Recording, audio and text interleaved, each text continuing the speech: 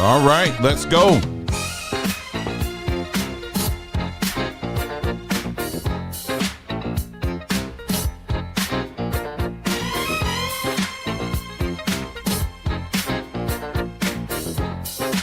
All right, welcome to another broadcast. So glad that you guys can join us. A live broadcast at that. Good to see everybody. People are making their way in the chat and all of that. Really appreciate you guys being here. We got a full broadcast tonight. So this one might be a little lengthy, but we got a lot we got to cover. And yeah, we'll try to chapter it out after it's done. So if you got to tap out in the middle of the broadcast, that's okay. We got you covered there.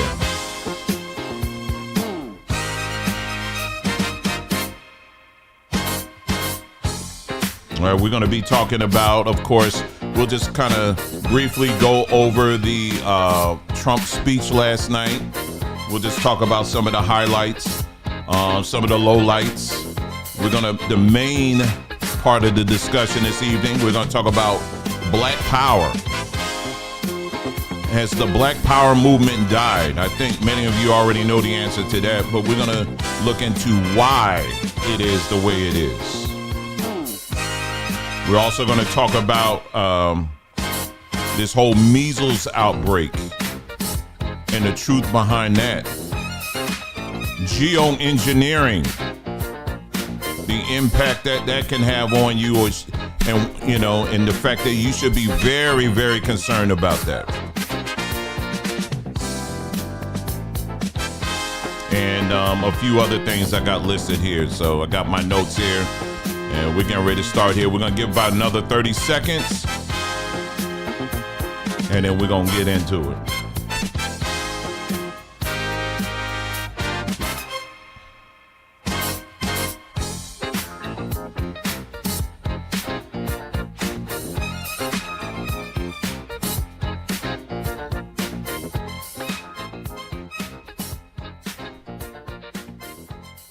All right, I think that's it. So welcome to another broadcast. And like I said, so glad that you guys can join us. I hope you had a wonderful day. Today is March the 5th, 2025. And yeah, we are just marching on, aren't we? Wonderful day out today. It was a very, I guess, felt like it was somewhat of a mellow day for us today. And, but we were doing what we do. And I'm just trying to pull something up here. And I typically don't even watch, like the presidential thing. I don't care who the president is, because, it goes so long and all of that. So I typically don't watch it, but I wanted to watch it this time because I was very interested in certain topics. And we're going to be covering some of those topics here in a moment. But let me, before we jump into that, there's a couple of things I just want to touch on real quick, and then we're going to get right into it, okay? If you haven't done so already, make sure you check out our YouTube page, Cybertree. Cybertree, yes, we do have a YouTube page, and we do upload things there. We're trying to ramp it up a little bit. It's just... we're just trying to get a rhythm here, but, we're definitely going to be putting more things on there. But this is a short that I uploaded here recently. Take a look at it, and I'll be right back. A lot of times we talk about the stuff that we sell on Cybertree, but what I want to do is actually show you some of the things that we use in our house in addition to Cybertree. Come on, let's go take a look. Well, you know what? Better yet, why not just show it to you? To get started, just click on the link right here, Amazon Faves, and you'll be taken right to the page. Now, over the years, we have both talked to and listened to many naturopathic doctors, finding out what are some of the things that they use in their own households for improving their overall health and wellness. And what you see here are just some of the products that they have recommended to us. But not only that, we have used these products ourselves. And let me tell you, these things really do work. I mean, from cleansing your liver and kidneys to fighting off a cold at first sign, aches and pains, respiratory health, and more. These products have a permanent place in our own medicine cabinet. Check them out and read the reviews, and then you decide. We just wanted to share with you some of the extra things we use to maintain optimum health and wellness in our own home. Thanks for stopping by. You know, a lot of times. All right, there you go. So sombertree.com. Yeah, we have it right on our webpage here. If you go to sombertree.com, look at that. The Black family again, front and center. I love it. And we scroll all the way down here. And then when you click here, it will take you there. And yep, that's us standing there. That's really us, you know. And standing there in front of the house. And then it's right there. So, yeah, those are just some of the things that, I mean, when I tell you they really helped out a great deal, they really do. You know, these are things we don't sell, you know, on our page, but go on that page and check it out. And, you know, you decide for yourself what you want there. But anyway, sombertree.com, you know all about it. You know, we have a lot of herbal and wellness solutions there. And make sure you check it out. Another thing that we added was our, Baba Herb Assistant. That's this right here. And I'm seeing people use it. Okay, so when you get to the site, because I did see one person come to the page here at Sombertree, and they were asking some of the questions here. This is more the in-store assistant that knows some things, but it's Baba, baby, that you need to go to. And then when you click on that, it will take you to this right here where you can ask all kind of questions. Like I said, again, what are the best herbs for high blood pressure? Can you recommend a meal plan? Tell me more about the alkaline diet. What are the fruits and vegetables I should avoid if I have this condition, that, or whatever? And it's not meant to be a doctor. It's not a licensed doctor. Okay, it's not. This is not a professional licensed doctor. This is just a AI tool that is taking the information that's already out there and making it very easy for you to look up, to find, to discover, the whole nine. Okay, so yeah, so make sure you check that out for all your herbal, okay, questions that you have, and including things like meal plan. Pretty much any question that you have about herbs, this is the place to go. All right, so that's the link. Make sure you in order for you to use it, you got to have a Chat GPT account. Okay, that's free of charge. Once you get that, then it'll give you access to it. Okay. And then when you go to journeymanandwoman.com, journeymanandwoman.com, we also have another tool that, you know, you guys already know about this one, Claim Check, where you could just, any questions that you have regarding any claims people make using the Bible.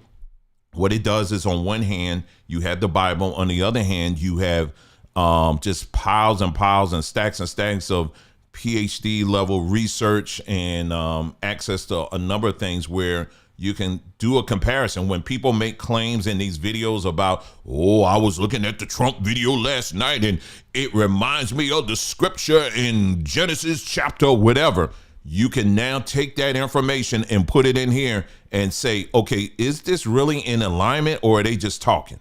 Yes, you can do this now. This is 2025, y'all.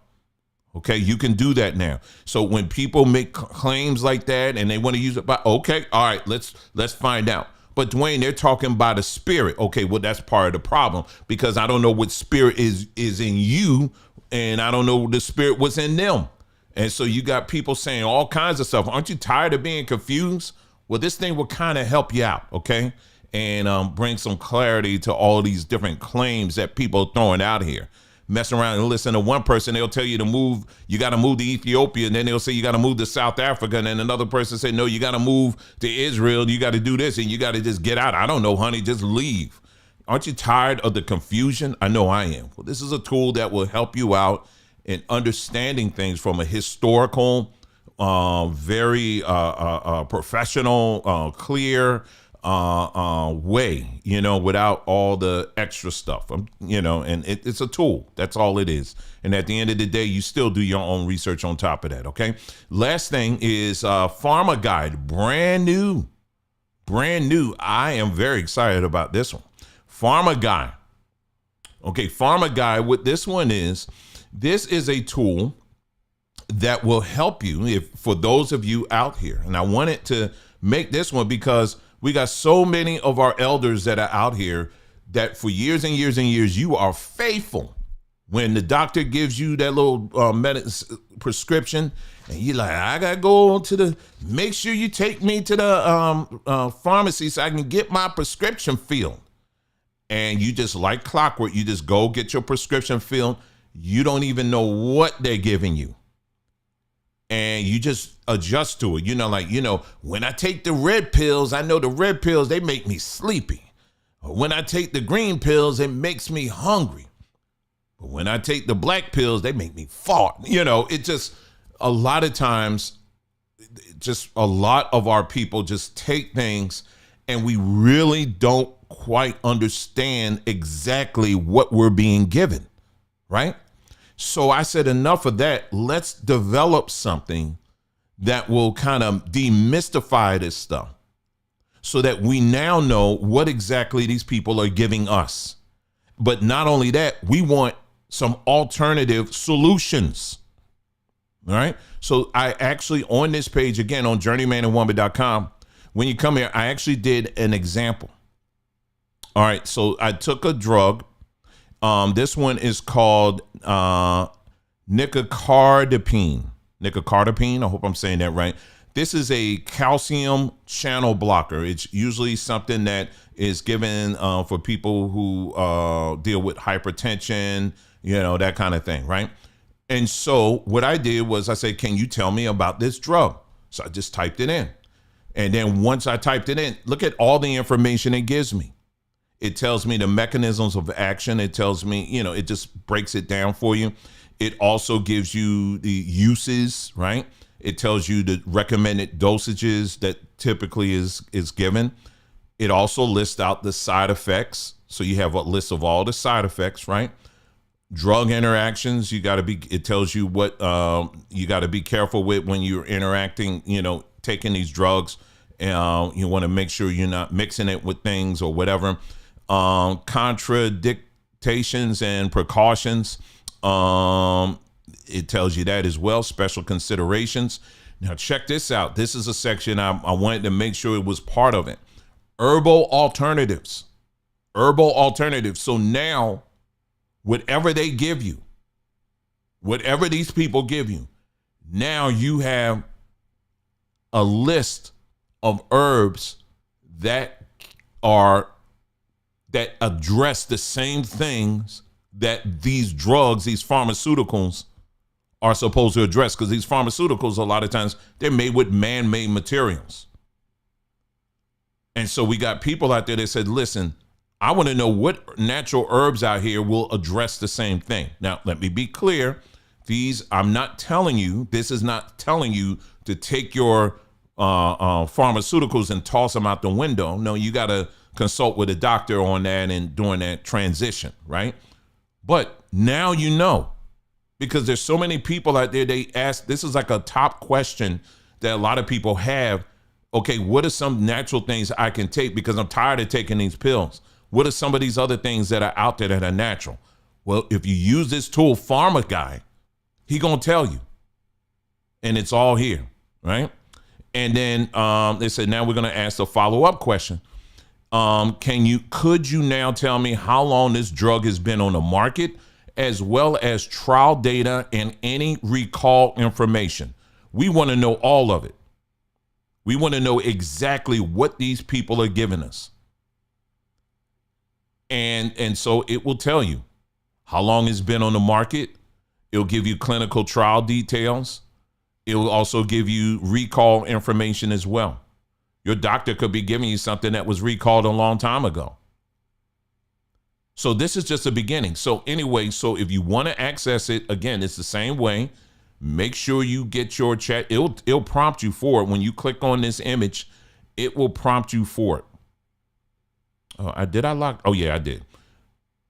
If you're not signed in, it's going to prompt you for it. So again, it's right here. So you type in whatever question you have, and you know what? Another thing you could do too, I think it allows you up to 5 images. But let's say you got your little prescription bottle. You could take a picture of it as long as the text is seen, and you can upload it. And it will read it, what's on it, and it will give you that information that you're looking for. It allows you to do, for image uploads for the free account, it actually gives you 5 images, I think, a month for that. But that's like a very, very shortcut way. Otherwise, just type it and it will tell you exactly what's up there. So those are the tools that we are been, that we put up here. And that's right. Yeah, again, these aren't meant to replace your doctor. Okay, this is information that you can take, read up more about it, consult with a doctor, go to a naturopathic, doctor or someone like that specializes in that, and they'll help you out with that. But now we don't have to be in ignorance anymore. There's so many people out here who've been taking these drugs for years and years and years, and they don't realize the impact that it's having on them. And we're constantly, and so this tool here, I'm still working on it. I'm gonna add a few things on there, because when people do searches, I want you to get everything. I want you to know, I already put in there like clinical trial results and all of that. Is already talking about side effects. I want that information as well. But I'm gonna put some more things in there so that when you do that search, you're getting so much information that it's like, okay, now I know what's up. So we don't have to be ignorant anymore. Okay. And so these are the tools that we have, available to you. They're free. Okay. You don't have to, send us money or anything like that on that, but that would be nice. But anyway, no, you don't have to do that. But this is part of providing solutions. We're not going to sit up here and yell and scream and hold up little signs like they were doing last night. We're not doing all of that. No, we need solutions. We need them now. And now we're in the era where we can provide those things without all the extra stuff. We don't have to do any of that anymore. So anyway, so make sure you check those things out. Those things are there, created for you. All right. All right. So let's go. So tonight, like I said, again, we're going to get into the highlights of the speech. We're just going to go through that. Some of the things that stuck out to me, the highlights, the lowlights. We're also going to talk about the measles, this whole so-called measles outbreak.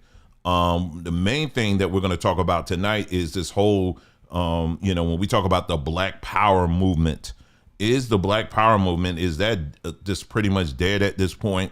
Do we need to, is culture, the culture that we're talking about, when we talk about Black culture, is that something of what we think it is? What we've been carrying in our minds all this time, does it match what's on the ground?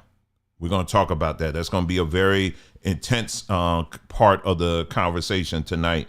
And we're also going to get into geoengineering. We're going to talk about that. There's bills all across the country right now that are being passed to stop geoengineering, something that people for the longest have been saying doesn't even exist. But that's very interesting, because if it doesn't exist, why would they pass bills to ban it? So clearly it's something that's going on. And so we're going to talk about that. Here we go. So let's go. So let's go and talk about this, the speech last night. I don't know if any of you or many of you or some of you had a chance to watch it. I did. Man, that thing was long. I was like, oh, I didn't know it was going to go this long, but it was long. But traditionally, they can kind of go long. His was on the longer end, but there's some that have gone shorter or whatever. But yeah, that one was, quite lengthy. There was a lot in there. Some of the things that I was wanting to know that stuck out to me was this. CBS and I think CNN as well. They did a poll, and they found that, a poll afterwards, and they went to gauge the interest in how people felt afterwards. And what they discovered after this poll was that close to 70% of Americans that actually watched his speech actually approved it. And that's quite interesting, isn't it? Close to 70%, it was like 68, 69% or something like that, actually listened to what he was saying, and they actually approved it. Well, that sounds like a mandate to me. That sounds like he's going as far as the people who voted for him, or, maybe the people who didn't vote for him, they like what they heard. Well, he said quite a bit. He was talking about a lot of things, right? One of the things he was saying was, he made it very clear that he said, in America, you have male and female. That's it. You don't have all this other stuff. As far as the federal government is concerned, we are not pushing that. You got male and female. And the fact that the majority of Americans watch this broadcast and they are like co-signing on that, that says a whole lot. That sends a huge statement, doesn't it? And that's just one of many things here.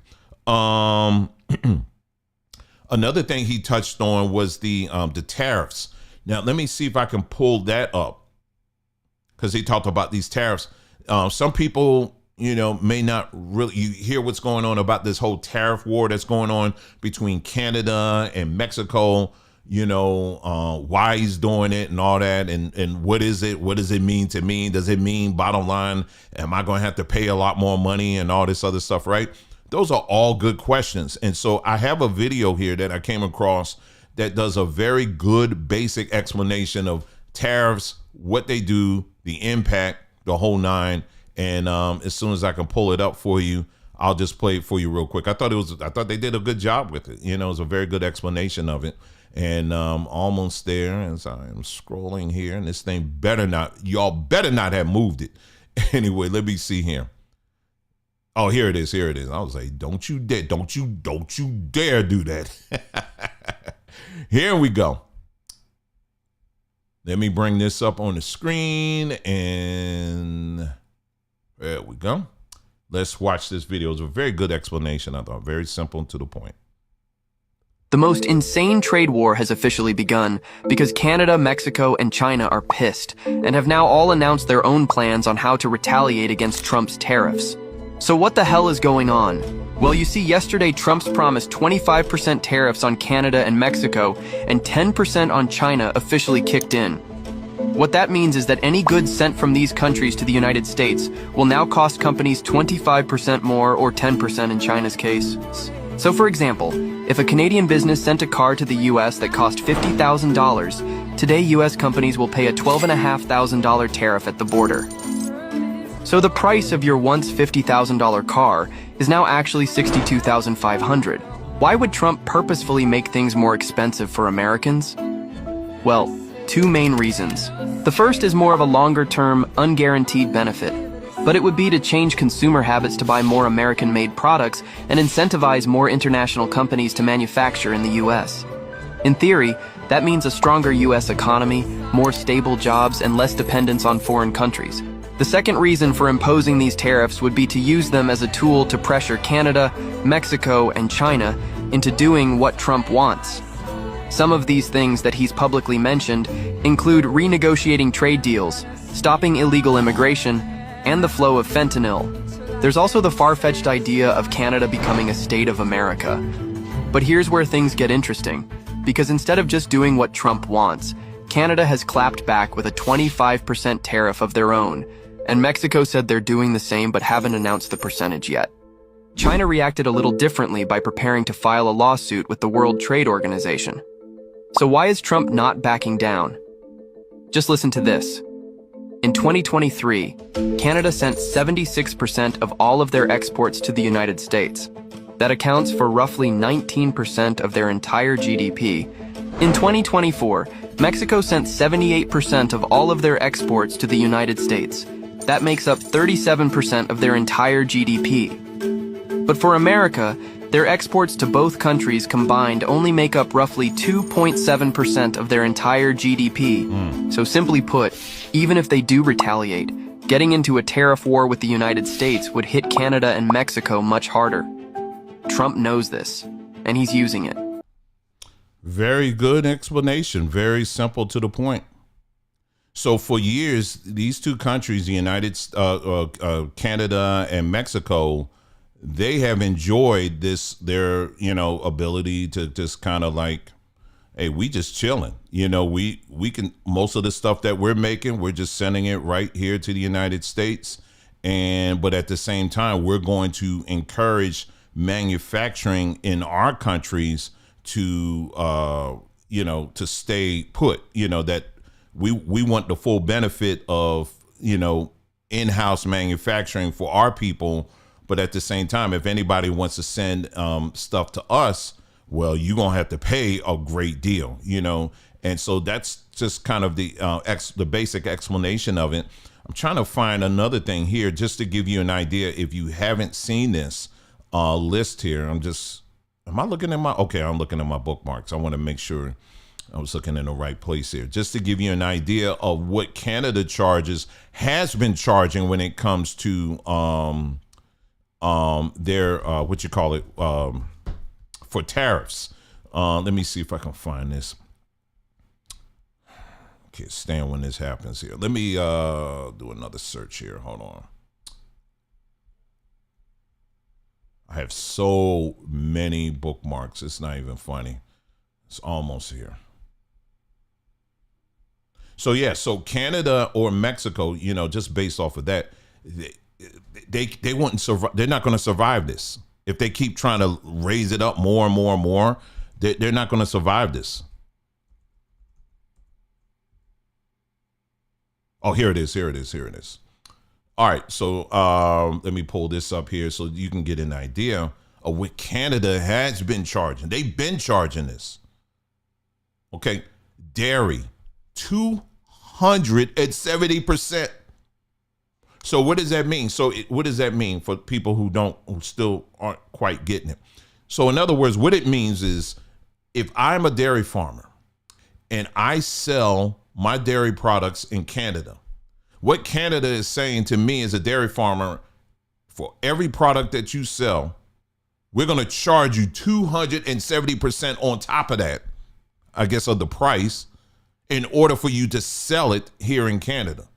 Well, what is that going to do for me? Well, I'm like, man, bump that. I might as well just stay here in the United States. But at the same time, I would love to expand my business because I know that I can create a demand in your country. But Canada, based on their current existing tariff system, are saying, no. We don't want that. We don't want American stuff. Okay, so that's basically what happens.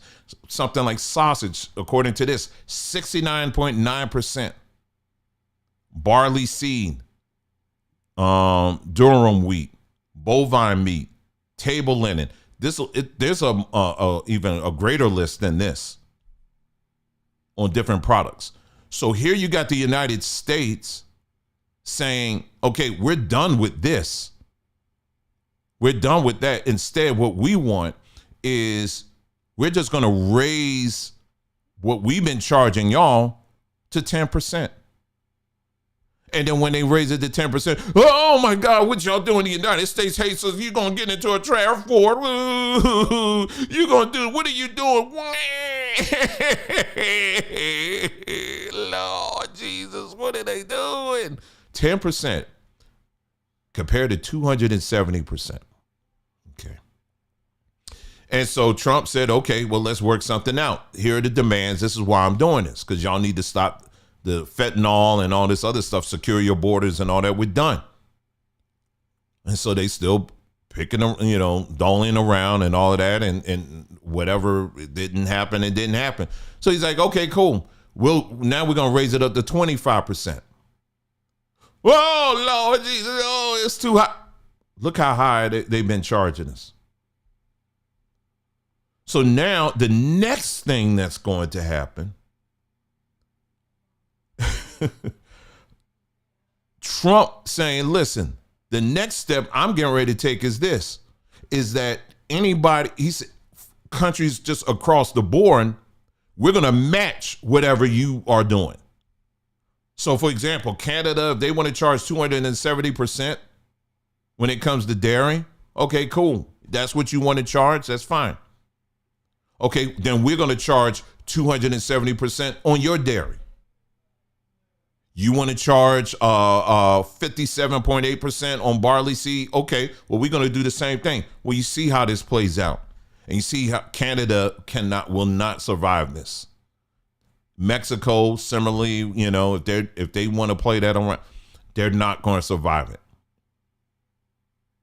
So this gives you kind of an idea of what's going on and why they're doing it. Now, I'm sure there are other whys that, we don't know. You know what I mean? I'm sure there's some other things behind the door situations. You know, Trump talking about, you know, wanting to turn, you know, Canada into the 51st state, which that would be quite interesting. I tell you what, that would be interesting. We can honestly say, for those of us that was born in this part of this timeline that we're in right now, we can honestly say, man, we have seen quite a lot, haven't we? We have seen quite a lot. And if that were to happen, wow, that would be something. But anyway, there are actually provinces in Canada right now that are meeting with the Trump administration. They're saying, listen, we're done with Trudeau. We're done with him. We want to meet and see how we can make this happen. So it could very well happen, you know, so we'll see what happens with that or whatever. But that would be quite interesting, wouldn't it, if that were to happen? So that's the whole tariff thing. Another thing he talked about were the border situation. During the Biden administration, you had upwards of 200 and some odd thousand people a month crossing the southern border. According to the Trump administration, according to what he was saying last night, that number has gone down to just over 8,000 people. That's quite remarkable, isn't it? And that means, and that says a whole lot as far as people who voted for him, because that's what people wanted when it comes to securing the border. All right. So he touched on that as well. And he also talked about like different, you know, highlighted different examples where you have criminals who cross the border and have killed people. You know what I mean? And we're not saying that all people that cross the border are criminals in the sense of they want to murder people, but you are breaking the law. Just like if I cross the Mexican border, I'm breaking the law. I don't understand why that's so hard for people to understand. They're not criminals, but Mexico would call me a criminal, and rightfully so, if I cross their border illegally. Same thing with Canada. Well, they're going to have the welcome wagon out there when I would be scared to do that, quite honestly.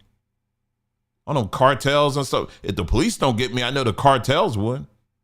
So they have a standard when it comes to that border, right? So there you go. But we have a party out here, unfortunately, that wants to say keep the doors wide open. And there's reasons for that as well. We can get into that another time, but there's a lot of deeper reasons for that. But we do know the impact that has on certain groups of people, specifically when we're talking about Black Americans, right? So we've talked about that as well. He also talked about the list of cuts, you know, that the whole Doge project. In fact, I think they're doing a live right now. They're having a hearing right now with Elon Musk on that, you know, just giving an overview of all the different cuts and the different things they found and still finding.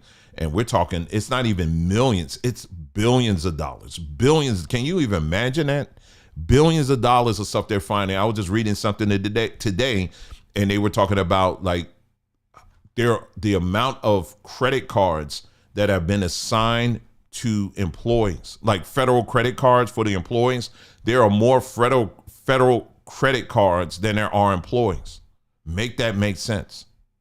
So who's spending all of this stuff, and what are you spending it on? So the amount of waste that they have going on that they're finding, like I said, he was going through a whole list of things, stuff that don't even have nothing to do with America, you know, pushing circumcision, pushing LGBT and Sesame Street in the Middle East. What Big Bird got to do with all of this? You got Big Bird in the Middle East. I want to know, does he do the thing in the middle of the day? You imagine Big Bird, he probably does the thing, you know, when they do midday prayer. They probably got Big Bird and Grouch and Oscar the Grouch and Elmo and all them. They all get down and have midday prayer. Can you see that? They probably have them doing that.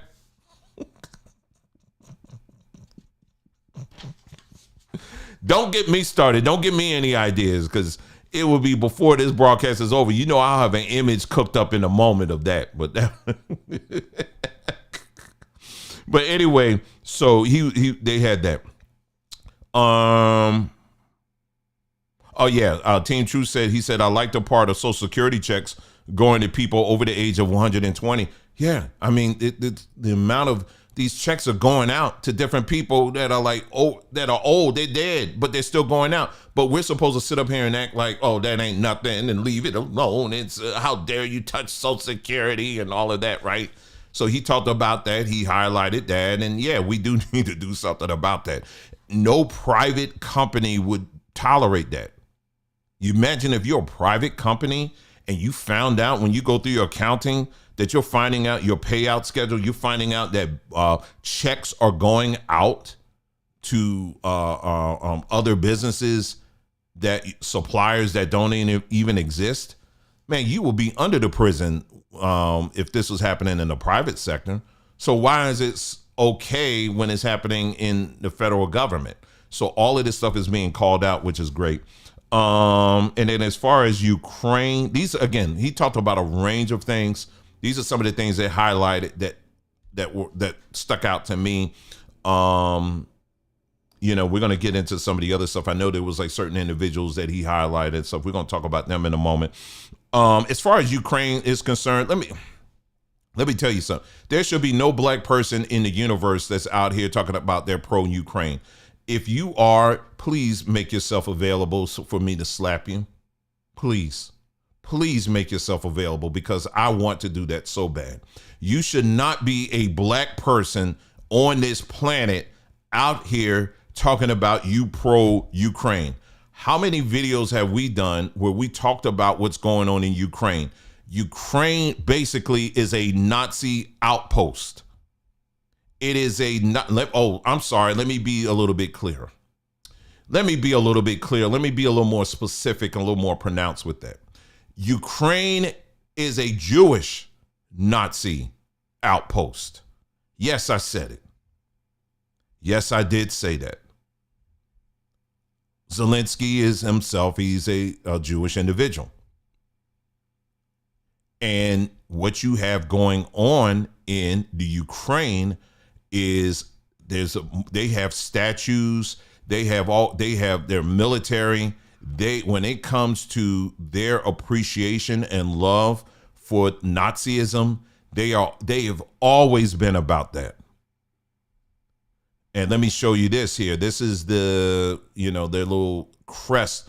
This is the crest of Ukraine. And then look at the Khazarian Tamga. Wow, isn't that something? The Khazars. The Khazars.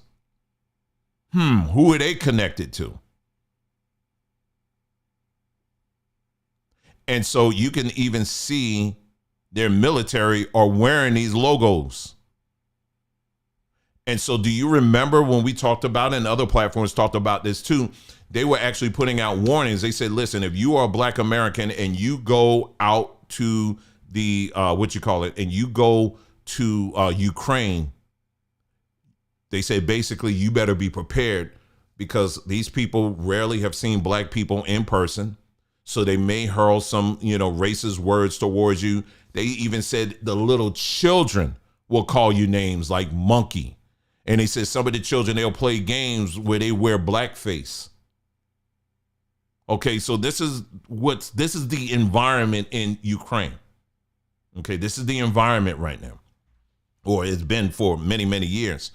And then on top of that, do you remember when I remember following this story when war started, when war first broke out, in Ukraine? I'm talking about this recent war that we're seeing right now. Do you remember when all those African students were there and they were trying to get up out of there? It was video after video after video of African students who were filming themselves trying to get on trains, trying to cross borders, and they said they were being physically pushed away and saying, nah, you ain't going nowhere. We're prioritizing our citizens. And then when they were trying to find shelter, they were getting harassed and all this other stuff. And they were up there crying and everything. And I was sitting up there, then why you go over there in the first place? See, this is what happens. Some folks, they just get too comfortable. They get too comfortable. But anyway, that's the environment. So black folks shouldn't even be in that. I mean, there ain't even nothing to say. All I got to do is open the door. Oh, Nazis? Okay, bye. There ain't nothing more to say. I ain't going to be pushing for funding for Ukraine. Okay. I ain't going to be doing that. All right. I want nothing to do with that. So any word about stopping funding to Ukraine, I'm all for that. I don't care who's saying that. We should have been out of that. It pissed me off when the Ukraine war first started, I'm in the grocery store. I was in, what was this grocery store? Was it ShopRite? I think it was ShopRite.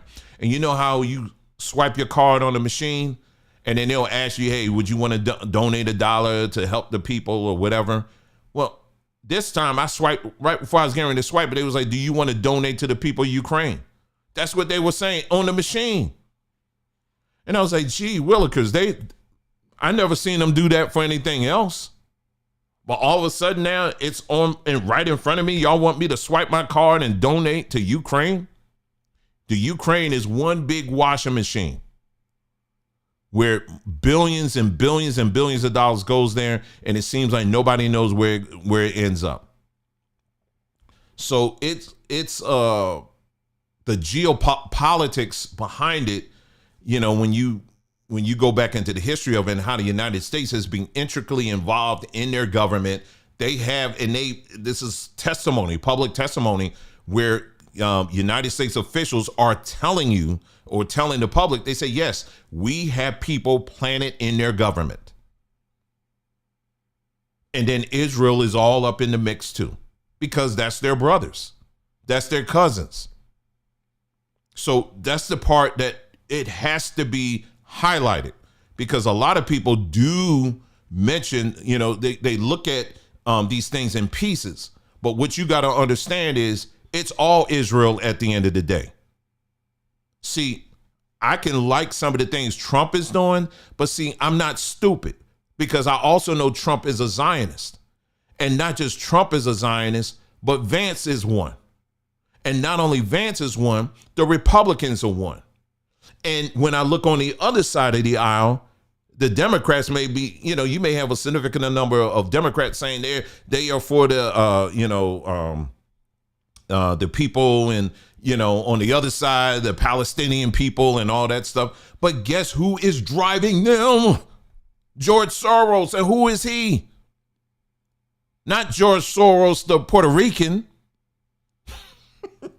George Soros. So on both sides of the aisle, they are driving the narrative. This is the kind of stuff that we try to highlight to people on this platform, because you have to know who are the people that's really driving this stuff at the end of the day. On both sides. So it doesn't matter. You understand what I'm saying? So yeah, that's how. So when I'm looking at this stuff, if I'm watching, you know, like when I was watching this stuff last night, and you know, and all that, I'm looking through this lens of Israel. That's all I see is Israel on both sides of it. That's just what it is. So yeah, I thought that all of that was interesting. There were things in there I like seeing. Like I want to, once I'm finished with this, I want to hear what they're saying with this whole Doge thing, because I'm very interested in that. Want to hear more about that. Now let's get to the other side. Did you see all the nonsense that they were pulling on the other side? I mean, I don't understand who gave them the idea that holding them little bingo, whatever that was, church fans or whatever it was.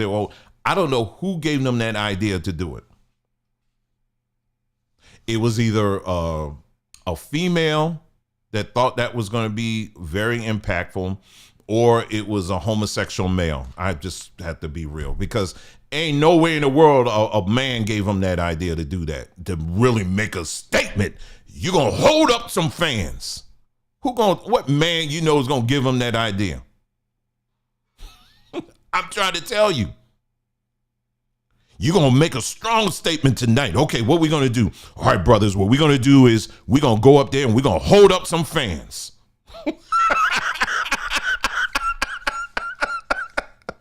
That ain't doing nothing. But that's what they did. So they went up there and they held up their fans to tell people he's lying and no, he ain't, and, you know, all this other stuff. And it just didn't, whatever. I'm not playing. I really don't want, I just don't want to play this dude. But for those of you, I'm sure by now, I'm just assuming most of y'all saw it. Al Green, and not the singer Al Green, okay? Because I know you do a Google image search of Al Green, that's what's going to pull up. But we ain't talking about the singer. I'm talking about this other dude. Old dude, got the long hair. long hair. And he got up there and shaking his cane and screaming and hollering and talking about, you know, you gonna do right, you know, you making cuts to Medicaid and all this other stuff, right? We're gonna look into that in a moment, these claims. And so it was already said that you were gonna have some Democrats that was gonna get up here and was going to, you know, make some noise. They were gonna do this. This is perfectly normal, you know, in that environment. Republicans have done stuff like that too. You know what I mean? But this was a little bit, this was even more because, you know, they had the little boy. You remember the little boy who, you know, who's suffering from cancer. He, you know, they made him like a honorary member of the Secret Service. And, you know, they had him up there because of, I don't know, stuff he's done or whatever. But yeah, so they had him up there. And, you know, like I said, again, this is a young man who was suffering from cancer and all of that. And when they made the announcement, hey, we're gonna make you an honorary member of the Secret Service. Well, you know, Republicans got up. It was all one big kind of emotional kind of thing for people to see and all that. And it was good. And, you know, for me, I'm always like, the dad is there, right on. You know what I mean? Right on. The father's standing right there. Loved it, loved it, loved it. It was just such a wonderful thing to see a black man standing next to his son. I loved it, loved every bit of that. And, you know, and so, you know, so yeah, so that's that. So you had all the Republicans, of course, stood up and whatever, right? But then the Democrats, even with something like that, it was so egregious. You even had Democrats in that were not there, that was observing this, but later on when they were commenting on this, they were saying that was just messed up. They said, you know, we can disagree on a lot of stuff, but come on now. You can't stand up for this dude. So anyway, let me play for you, you know, this little clip here, because he, last year, oh boy, he was on the street. You know, he had his little cop uniform on, and look at the demographic of people how they treated him. Let's take a look. Oh, baby, you can't arrest me. You too cocky. What? Jail? Bitch ass back for real. Sir.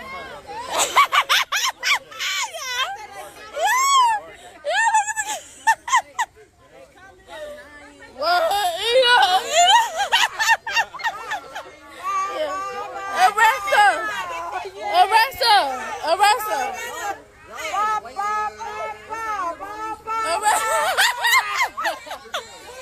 What's she supposed to be doing? A wiggy dance?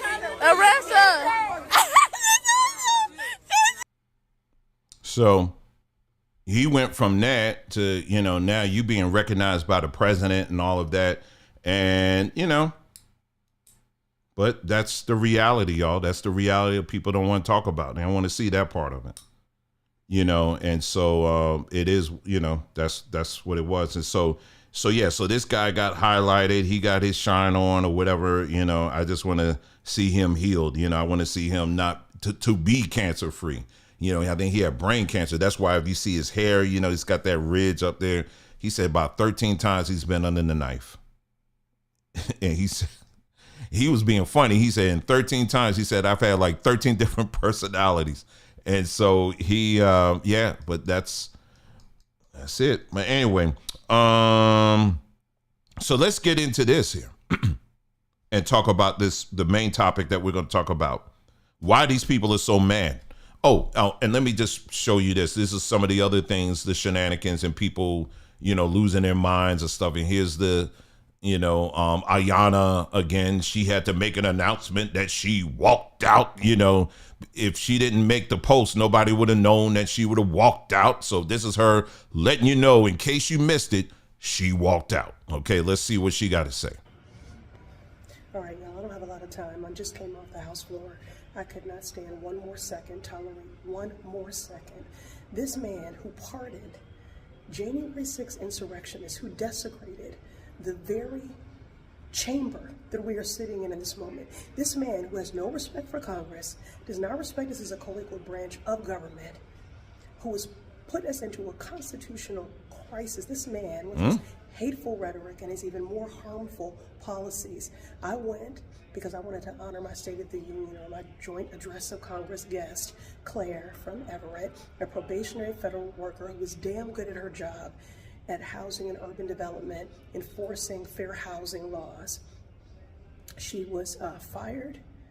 Okay, whatever. We're going to talk about the federal workers too. All right, because that's really the big part of what we're going to talk about. But she had to get on there and say, I'm going to let you know I left. I got out of there, and I'm just going to let the world know I left. You know, because like I said again, if she didn't do the post, nobody would have known. Nobody would have known at all. And quite frankly, I think a lot of people don't even care. They don't. All right, but we're going to get into it. This is the other one, Crockett. This is Crockett in the House, and she's talking about this is an elected official. I want you to listen to the language here. Take a listen. That while we may not have the numbers just yet, that doesn't mean that we don't have fight left in our bodies. And so I am going to fight him every step of the way until we get what we deserve, because it was my ancestors that built this motherfucker. Okay. Okay. All right. So that's my ancestors who built it, but at the same time, you're okay with open borders. Okay. Anyway, so let's move on. Let's see. It was someone else here. Some other outburst or whatever. I'm not, like I said, it just, Al Green, I just can't. You can look him up. That was just a whole whatever, but they hauled his butt out of there real quick. Let me see if there was another one here that I want to play, and then we're going to get to, did y'all see this one? This is Representative Sidney Camlager Dove. She is a congresswoman out of California, and she actually, the spirit of truth got on her. I'm amazed. The spirit of truth got on her. Let's take a listen.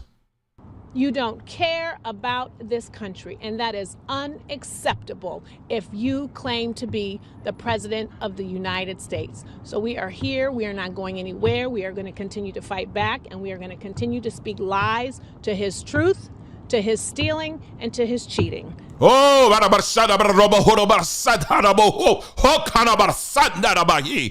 see, the spirit of truth got on her mouth.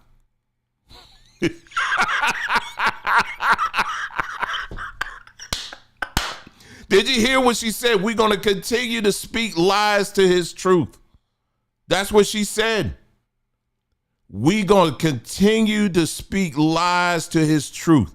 And no, that ain't AI. That's a lie. Okay, that ain't AI.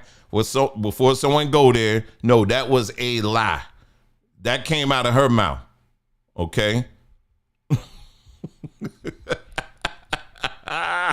Anyway, let's move on. There was some other ones from Crockett. Like I said again, I don't feel like listening to her. I can only take but so much. But yeah, it was just the typical stuff there. But all the yelling and screaming, let me tell you something, that ain't doing nothing. What we saw and witnessed last night coming from that gallery is something that I have been saying, and I will continue to say, is that it's powerlessness. You do not have any power. No power. None. Zero. Zilch. Nada. Nothing. There's no power. You don't. Only a powerless group of people will sit up there and convince themselves that somehow holding up some fans somehow is getting the message, is sticking it to the man. But when we go back in history here, and now this is where we're transitioning to this whole Black Power movement. Now, when we go to the Black Power movement, and what am I talking about? This was a movement that kind of evolved in the late 60s, going into the 70s. And this basically was a movement that was, as the name suggests, it was fueled by Black folks that were saying enough is enough. We're done with this system. because this system has made it very clear on how they feel about black folks. So you had organizations like the Black Panther Party, and then there was some others as well that were about self-sufficiency. They were about, hey, we're going to build our own schools. We're going to have our own after-school programs. We're going to teach, we're going to teach our people how to do this and that or whatever. We're focused on self-sufficiency. This government has already made it clear how they feel about us. Now, for us sitting here and listening to that now, we'll all give that a big thumbs up, wouldn't it? I definitely am down with that. And for a moment in time, they were like that. Now, a lot of times we like to put in, we would like to put in focus on, yeah, but the government came in and broke them up. Yeah, to a measure, that did happen. But see, it takes corporation for that to work. Let me say that again. We can blame the government all we want for infiltrating the Black Panther Party and all of that, but it takes corporation for that to work. Do you understand what I'm saying? Let me be a little bit clearer. My wife, we know each other. We love each other. We've been in the same houses, because we moved around and all that for years and years and years. We know each other, right? Same thing with my children. We all know each other. We see each other every day. Now, let's say, for example, another person comes in the picture and they're like, let's say it's a woman and she comes in. You think I could stay in here for a little bit, y'all? I need a place to stay. Now, my wife came and first of all, she gonna be like, you can stay down the street, but you ain't staying here, But let's just say my wife, she was like, hey, that's okay. Let's just say. And you come in the house and hold on.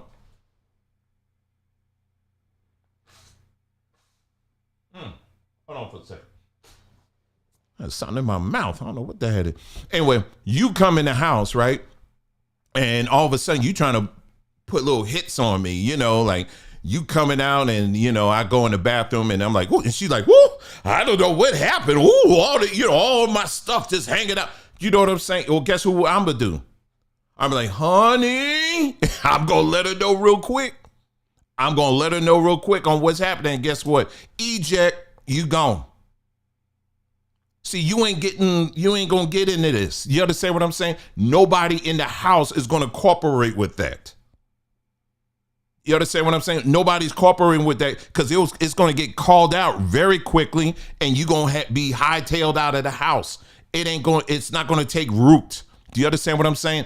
But what I'm saying, and I use that as an example, when we talk about the Black Panther Party or, just these different movements, it took cooperation. In other words, when these people came in and infiltrated these groups and they started dropping things that was not characteristic of the message, people that were in these organizations who should have had good character should have saw that and said, no, you get up out of here, because that's not how we roll. But the problem is those organizations, they were lacking in that area. They were deficient. So it took cooperation. It took other people latching on to that. It was like, okay, well, you know what? You sound like, I don't really like this place anyway. And they went along with it. Right? And so it took cooperation. So, and I say the same thing, like when we're talking about, what's going on in Africa, for example, it's very easy to lay the blame on, it's easy to lay the blame on singular African leaders and say, oh, they're corrupt and they're the reason why these countries are going to pot and all this other stuff. But what people don't talk about are the tens of thousands of people who make up that corrupt government. Do you understand what I'm saying? It's the same thing here in America. It ain't just in Africa. It's the same thing here. I mean, we're dealing with that stuff now. You understand? So anyway, let me move on. Let me, what did I have here that I want to show y'all here, or at least mention to you here? Hold on for a second here. Hold on for a second. Don't tell me I got rid of that. All right, I can find it. Hold on. Here it is. What I was looking for. All right, so what began to happen over the years is over time is that the message started changing. This whole Black Power thing, because then all of a sudden they started saying, well, because what was one of the biggest things that Black people were dealing with, that we were protesting, there were not enough jobs. There weren't jobs. People weren't really hiring, Black folks, but the government was. And so they started shifting, the message started shifting to, hey, listen, and this is where people like Andrew Young and other people that started, who were getting into the government, and they started changing their tone a little bit and started saying, well, you know what, we can start setting change on the inside. They started doing that. Now, many of you who saw the movie I'm Gonna Get You Sucker, you remember the scene? I've talked about this before. I wish I could play it. Do you remember the scene where the main character, he goes and sees the ultra Black Power guy from back in the day, and he says, he goes to the whole thing like, hey, listen, I need some help. Hey, can we do this? And he's like, yes, absolutely, and whatever. And he's like, well, let's start right now. And the guy's like, well, we can't do it now. He said, well, what happened to everybody? He said, they all got federal jobs. He said, we went down that day, to take over the building. But they told us that they were hiring. So we ended up getting jobs, right? And then there was what's the other movie? Hollywood Shuffle. The grandmother, of the main character said, they always hiring at the post office. You remember that? So in that generation, it was ingrained in that generation that if you wanted success, and you wanted longevity, and you wanted secure the bag, for the next 30 or 40 years, you need to get you a government job. That was ingrained in many of our people in that time. But there were certain people who actually saw the writing on the wall and the danger of this. People like Stokely Carmichael, who said, by settling for seats at the table, we risk legitimizing a system that was never designed to serve us in the first place. That was Stokely Carmichael. Eldridge Cleaver, he said, working for the government is tantamount to endorsing the very system that enforces our oppression. H. Rap Brown, he said, when you join the ranks of government institutions, you trade your revolutionary voice for bureaucratic acceptance. So you had people who saw what was going on, and they recognized what was going on in this transition that was going to happen. So fast forward, a lot of those people, what happened? They got their government jobs, right? So they got their government jobs and they settled in. And yeah, they're getting their check, they're getting their bag and all of that. But the goal of, as far as self-sufficiency, building your own businesses, having a solid infrastructure that is not reliant on the government, that all went away, didn't it?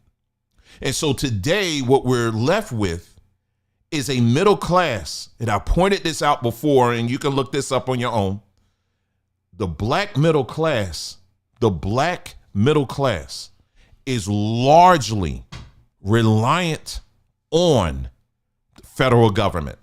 And what do I mean by that? The federal government, when I say the federal government, I mean, when we look at the black middle class, most of the people who make up what we call the black middle class here in America are federal workers. So what does that mean? So now, fast forward to where we are now, here you got Elon Musk in the house. Now, we've had other times before, under the Clinton administration, and even, going all the way back, even before that, there was another president that tried to make some major cuts, right? But just in our timeline, right? Bill Clinton, Obama has done it, and now we got Trump who's saying, hey, listen, we gonna really do this thing. Now, I want you to hang on because it's about to get even deeper, because I want you to really understand what you're in right now. Okay? So please follow me. Don't check out now. So all of these people, the Black Power folks, right? Who sat in their chairs, they got their cubicles, and they just like, yeah, I'm just glad to be here, and I'm getting my money. Shoot, I ain't got to have to do anything. And there's I can't tell you how many reports are out there of federal workers, and this certainly doesn't represent all of them, but it's a higher rate of federal workers who do not do what they are really paid to do. And if there's some listening to me right now, I know you can verify that, but it is true. And as someone who's contracted with the federal government, I can tell you I've seen it firsthand. I know it happens. And a lot of stuff that happens in the federal government amongst federal employees, it would not wash in the private sector. It wouldn't. And so what's happening now is you got Elon Musk, and then Doge, and what's happening is they're saying, no, we're done with this.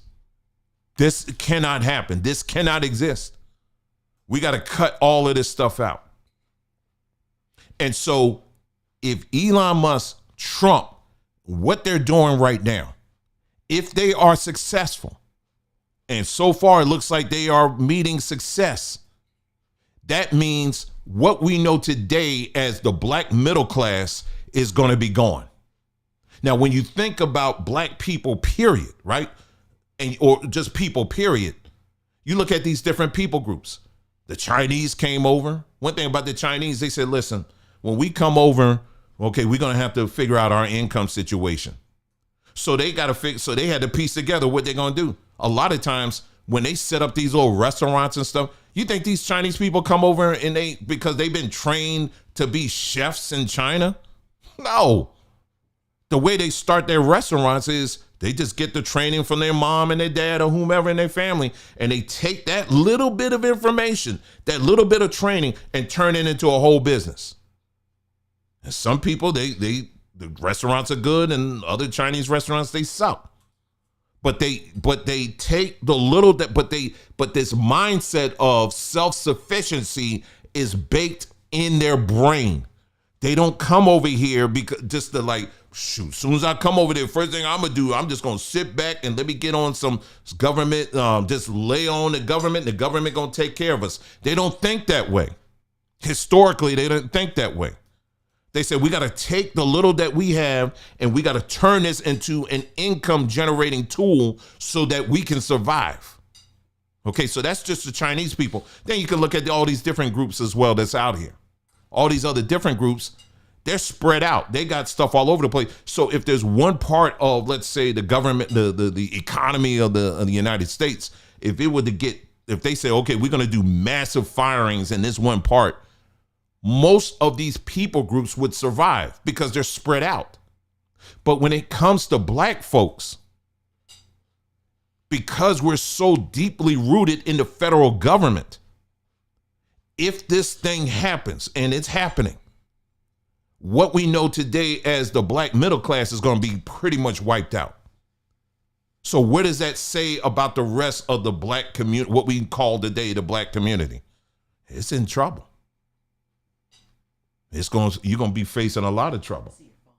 Oh, and that's the state where we're in right now. So this is why you got the Roland Martins and all of these Washingtonian Negroes that are up in arms and just screaming and hollering and just, they trying everything. They're just panic mode right now because they understand that, listen, if Elon Musk comes through on this thing, a lot of folk ain't going to be eating anymore. And that's the problem that we set in motion, unfortunately, by abandoning our initial goal when we're talking about this Black Power movement of being self-sufficient, because we abandoned that mission. And that was something that was ingrained in us. Black folks used to think that way. We had to think that way, self-sufficient. When you think about the migration out west, we had to be self-sufficient. So that was something that's baked into our culture. But then by the time we get to the 60s, we just, all of a sudden we said, screw it. We're just going to surrender and we're going to throw the bulk of our survival back on the very government that we're saying is evil. And that's what's happened. Now, let's go deeper. All right. So you ready? So what's the best way for me to approach this? Because I got two things I want to, I'll get to the VA stuff in a moment. Oh, you know what? Let me talk about that. There's a video that I have right now, because one of the things I noticed some people were out here screaming and hollering about. They were screaming and hollering about, oh Lord, they cutting all the VA people. And then I saw, again, it came on my timeline. The owl always shows up on my timeline.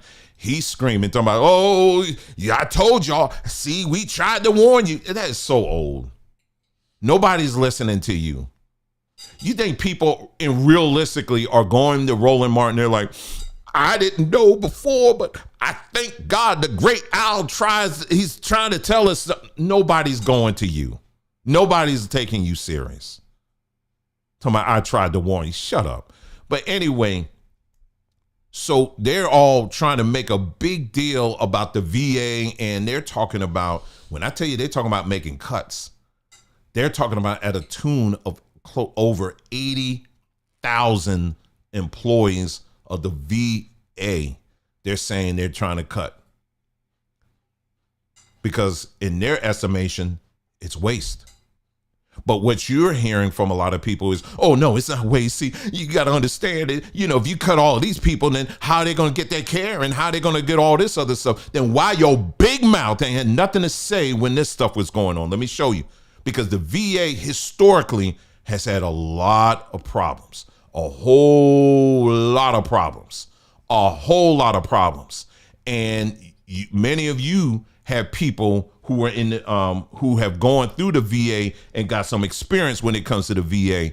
And check this out here. So this is a video that I found. I'll start it up again. But I want you to hear, this is a special report that was done by CNBC 6 years ago. And I want you to listen to this. This was what was going on in the VA. All right, so let's take a listen to this video. Who have been injured by virtue of service to country in defense of the Constitution of the United States would not be properly cared for. But that is, in fact, what the case is today. Veterans across America are struggling to get the care they need. The U.S. Department of Veterans Affairs has been accused of being too bureaucratic to function, and nobody can seem to lead the department for much longer than a few years. Breaking news out of the White House. Veterans Affairs Secretary David Shulkin is out. I don't think the system in its current form is fixable. I really don't. What's the solution here? I mean, is it throwing more money? We need to have more accountability out of the VA. The VA is the second biggest government agency in the U.S., just behind the Department of Defense. And with 170 medical centers and 1,061 outpatient sites across the country, it's the largest integrated healthcare system in the U.S. More than 9 million veterans depend on care from the VA, and the organization just can't keep up. When people think of failed veteran care, they probably think of Walter Reed. The medical center faced allegations of neglect, mismanagement, and unsafe physical conditions that left veterans to fend for themselves. While it was a lightning rod for controversy, it's not actually run by the VA. However, this hospital in Arizona was under the VA's control. The Phoenix VA hospital was found to have kept a secret waitlist of veterans seeking care and hid the extent of their struggles from federal regulators. The wait times were so long, it was found that a number of veterans died just waiting to get an appointment. But the VA hasn't always been struggling to keep up. So just when did things go so wrong for the VA? Let's go back in time. Government-backed veterans care has roots dating all the way back to the 1780s, but the Veterans Administration got its official start in the 1930s. On July 21, 1930, President Herbert Hoover signed an executive order establishing the Department of Veterans Affairs. It was designed to provide medical care for war veterans, disability compensation, and retirement payments. Just after the end of World War II in 1945, U.S. Army General Omar Bradley became the second chief of the VA. He was a decorated senior officer in the war, and he's largely credited for modernizing the department. Bradley hired the first female doctors to tend to female veterans in 1946, and he established the long-standing relationship between medical schools and the VA. The department has now become so intertwined with today's medical system that the majority of doctors in the United States receive part of their training at VA facilities. But medical care isn't the only thing the VA is responsible for. A large part of it is compensation for disabilities and benefits for surviving family members. And that payment hasn't been instant. The cost of war lingers years after the battles end. President and Mrs. Johnson are among those who are on hand to greet 18 wounded soldiers evacuated from Vietnam. In fact, payments for the Vietnam War are still being processed today. When veterans come home from war, they're not only faced with adjusting to civilian life, they need to gear up for another battle, only this is a legal one. There's a massive backlog of veterans waiting to receive their benefits. The backlog peaked in March 2013 with 611,000 unresolved claims. That means more than 600,000 veterans waited more than 125 days to get an initial decision on their claim. If they want to appeal that decision, that's a whole other process that in many cases can take more than 5 years. This is Jim Vale. He's helped veterans through the benefits claims process for more than 10 years. And for those who aren't well versed in the ins and outs of the American legal system, it can be a very overwhelming process. Just look at this old workflow chart. So yeah, a lot of veterans or service members, when they come out of service, they're surprised when they encounter the VA, and so it's like I said, it's very important to have a representative. In 1988, President Reagan made the VA a full cabinet-level department, a move the VA itself calls the pinnacle of the organization's evolution. In 2001, the VA implemented another major staffing increase. Following September 11th, the VA bumped its staff from 200,000 employees to 350,000. But that increase hasn't been enough. The US is currently 17 years into a war in Afghanistan, and the need for veterans care is not going away. Even with such a massive healthcare network, the demand for care is much higher than the supply. In 2016, the VA tried to solve the backlog problem by implementing something called case flow certification. It's essentially a digital system to help manage the backlog of benefits claims. The numbers have generally decreased, but as of 2018, there are still more than 83,000 benefits claims on the VA's backlog. And depending on where veterans live, that care isn't as easy to come across. If you live in a rural area, the closest VA hospital could be several miles away, which creates another logistical challenge for the VA: how to physically get veterans to a care center. The big challenge is distance, and the distance from point of care to where a veteran lives. The VA's Office of Rural Health is working to make things easier for rural veterans. And a big part of that effort includes bringing doctors to veterans even if they can't be there in person. Veterans are actually able to access VA care in their homes using their iPad and delivering services like everything from mental health, but also to rehabilitation services for veterans with MS, ALS, and similar disorders. Fixing the VA isn't a partisan issue. It's not specific to just one demographic group or geographical region. Every U.S. representative has a veteran in their district, and nobody wants to be on the wrong side of this. So why does it seem that nobody can fix the VA? Beto O'Rourke is a U.S. representative from Texas, and he noticed just how difficult it was for his constituents to get proper care at their local VA. And I remember distinctly in January of 2012 knocking on a gentleman's door who told me that he'd just gotten off the phone with the VA, and they had told him to call back next year, 12 months away, because all their appointments for 2012 had been filled, and this was in January. In 2015. So I'll just stop it there. It's like a few more minutes in the video there, but you get the idea. The VA system historically has been rife with problems. I mean, rife with problems. And so here you have somebody who specializes in going into a bureaucracy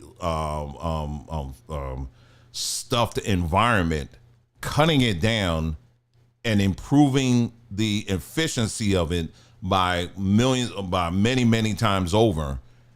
And so could you imagine the amount of stuff that Doge must have found just looking at the VA system? I mean, I'm just trying to tell you. But our government system is filled with situations like this. And so it's not enough for us to sit back here and to be comfortable, and I'm sure a lot of because the VA system, it's like the second largest employer or something like that. It's pretty high up there. So, which means there's a higher probability that you're going to find a lot of black folks who actually work there. Remember what I was saying earlier? A lot of times people like to focus on the man at top, but you also got a lot of people who cooperate with the foolishness. Do you understand what I'm saying? And so there are a lot of people, if they're honest enough, black folks, if we're honest enough, we know the VA ain't worth you know what. We know it ain't. So somebody coming in and saying, listen, we're going to have to make some cuts. Of course, you're going to have some people that are going to be upset with that because now you messing up their check. The check is more important than the care. This is what happens when you blend yourself in the system. Instead of taking a stand and saying, no, I actually agree with this. We need to be providing some better care to these veterans. But see, you're not going to see or hear people like Roland Martin bring that up. He just want to latch on to see what he doing. All these people losing their jobs. Yeah, all those people in that DC, Washington, Virginia, Maryland area, those people. And see, now what's happening is your card is being called. Because there's a lot of foolishness that was going on that y'all went along with all of these years. You saw it firsthand and you didn't say anything about it. You went along with it. And I don't care if it's black ones, white ones, Asian ones, Hispanic ones, it doesn't matter. You had a ton of people. If they were to try to pull that stuff in the private sector, it wouldn't work. But what's happening now? Now you got people who are in my age bracket who, if they were to print out their resume, when they ask for your skill set, the skill set, like, when it comes to computers, what do you know about computers? Well, we just got Windows 3.1. It's funny, but it ain't funny. This is the kind of stuff that they were saying they were finding. Some of the software, because you got people, once they sat their behind down, they didn't want to upgrade anything. They didn't want to bring any latest softwares and stuff like that. They said it was, what was it? The Treasury Department, they said it's still operating on COBOL. That's a programming language that goes all the way back into the 50s. And the reason why is because, like I said, you get people who get in these positions and they don't want to change anything. And the government's like, okay, well, as long as you show up, we're going to just keep paying you. So guess what happens? So now you're getting your wake-up call. And now you're going to have to face the fact. So now you're going to be put in a position. Now you got to get out here in the real world and find a job. But guess what? Ain't nobody looking for people who know DOS or Windows 3.1, DOS 6.22. You know what I'm saying? Ain't nobody hiring. They ain't looking for people like that. So yeah, it is going to be quite upsetting, and yeah, you can't. So yeah, it does. We do understand that. Well, they just all racist and they don't like black people and all this stuff. No, you just weren't prepared for the change that's happening right now. And what's the change I'm talking about right now? Again, now this is where we get even deeper. I was talking with someone out of the country just recently, and I was telling them about this. I was talking about culture. And what's as far as culture is concerned, when we talk about black culture or just culture, this whole concept of culture that we've had all of this time, it is going through a change right now as we speak. Let me say this again. This whole concept of culture. Thank you, Drummer Praise. Appreciate that, bruh. And it's going through a change. Oh, Drummer Praise. Well, I'm giving you shout out, but only did that. Go ahead, girl, or bruh, or whatever. Thank you. Okay, appreciate it. But anyway, it is going through a change right now. And this is where, like I said, I want you to really pay attention to this. This concept of what we call culture is going through a change. The new culture that's emerging right now is a technological change. That's the culture that we are experiencing right now, because it's already been seen that race. Okay, what Trump said earlier, it was in the what you call it, what Trump said during the speech. He said this. He said DEI. He said woke is done. What people don't realize is this identity politics stuff. It's over. It's over. I don't even see. Oh, this a girl. I think I figured that. But anyway, look, I just wanted to get it right. Anyway, but this thing here, listen, this whole multi-gender stuff, it's over. Now, it's still going to be around. You're still going to have people walking around here saying I was born in this body and that. But for to have a president of the United States to sit up here and to declare that, listen, it's over, it's over. It's over. Like I said, again, you're still going to have pockets of people still believe, but it's not going to be a policy anymore. But what is coming? What's the thing that's coming next? Because that's what I'm saying. What I'm always looking at, okay, they're coming up with a whole different system. Now, what's in this system? I'm always trying to look ahead here. Now, what's coming next is we are in a technological revolution. And in this technological revolution, there is no black power. Okay? There is no Asian power, so to speak. I'm saying the way we've been trained up to this point. They are pushing towards a singularity. So all of this talk about boycotts and stuff like that, that is of old school. That is of old time. Here you had, again, I keep bringing up Roland Martin.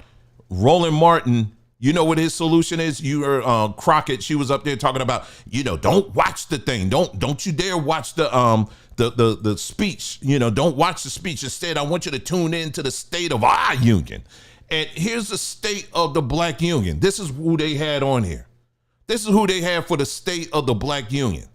I want you to see this for your own eyes. This is who they say how the black folks, we're going to move ahead. They had to get a whole black preacher. People are afraid, but we must do the analysis to understand why they're afraid and what's causing their fear and what will remove their fear. We must tell the truth until everybody knows. For instance, Elon Musk connected to South Africa, the unelected head of the new Department of Government Efficiency. Yeah, let me go back. Constitution. Their immoral philosophy. Let me see what he's saying. And to the current leadership. Yeah, there you go. Repent. Yes, repent. And I hear it saying to us, stand against it, resist it. Resist what you see happening. Repent of what you see driving this administration's effort. Their immoral philosophy. Nobody's listening to a black preacher seriously in this day and time. That may have worked back in the 50s and 60s and the 40s and the 30s, but you're in a time right now. This is 2025. Nobody's listening to a black preacher. And this was their solution last night. They're so desperate. They say, well, we got to do something to keep these black folks in check. Well, I know. Let's get Bishop William Barber. Let's get him. This man was on, I thought, and I kind of skimmed through it. I said, well, maybe he was just on for a few minutes. They had this Negro on for over 45 minutes, giving a whole sermon.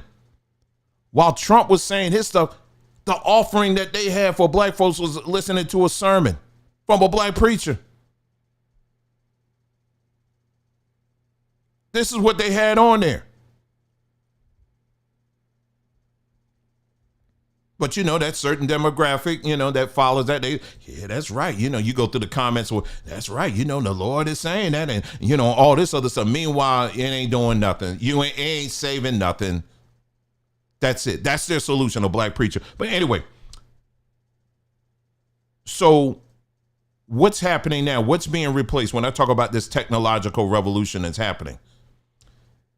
One of the things that Trump talked about was he boasted about the whole, we got manufacturing is bringing, and he named through the different companies that are bringing manufacturing back to the United States and all of that stuff. And all that sound good, right? But the one thing that's left out was this. Who's going to be manufacturing? Who's going to be working in those companies? Who's going to be on the floors? That wasn't mentioned. But let me show you who's going to be the ones on the manufacturing floors, and then we'll take a break. As soon as I can get my thing together here. Okay, here it is. Let me show you who's going to be on those manufacturing floors. It's right here. Let me see if this is the video here. This one may have sound to it. Hold on, let me just, because some of these people play music. I can't. I'll just show it to you. I'll just show it to you. I got several of them. I'm going to show it to you. This is a very real thing. Now, this is going on in China. You know, it's been going on in China for a minute, but this is being brought here to the United States. These companies, these chip makers and all of that, this is what they're bringing. I have to turn this volume down because I don't know if their music is licensed or not. So this is what you're going to be seeing on the floors of these manufacturing companies. That looks just like an Amazon plant, don't it? An Amazon floor. This is real. This ain't like AI, like these are fake images. No, this is real.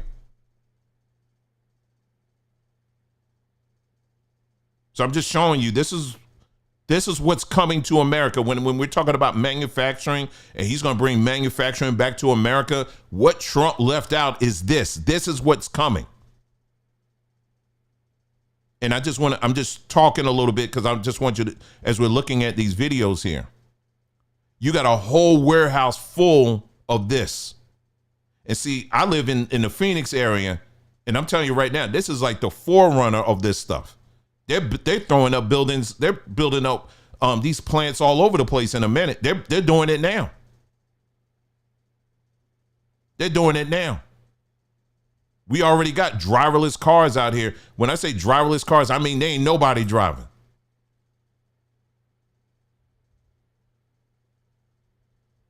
So this plant, this one is in China somewhere. Here's another one here. They're training him. Let me see. This one has music to it. It's really, hold on. It's really no music to it. They're just showing you this. This is, I ain't no audio on this thing. Hold on.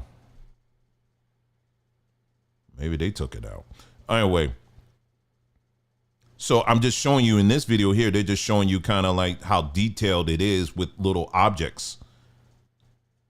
It's very detailed. All right, so that's one there. There's another one here too. Yeah, this is the one I wanted to show y'all. This is in a BMW plant. This is happening now. This ain't like 10 years ago. I mean, this ain't like some model video that they did or whatever. No, they're actually using this now in their plant.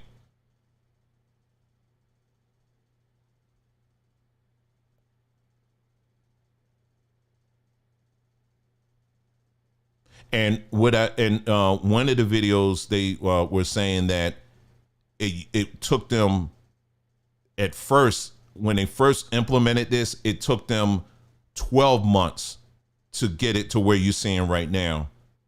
Then they were able to cut it down to 6 months. And then they said, now we're able to roll this out in 30 days. So once they get the manufacturing plant up, the next thing is hiring. Well, who are they going to hire? All they got to do is bring all the robots in there. They're going to program and tell them what to do. Now you got a full staff. And they're not working 8 to 5. They're working all day and all night.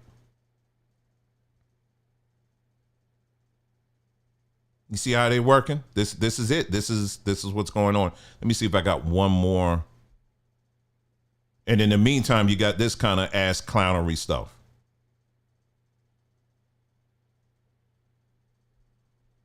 All right. So anyway, let me get back to my point here and what I was saying here as far as robotics. Now, what does that mean?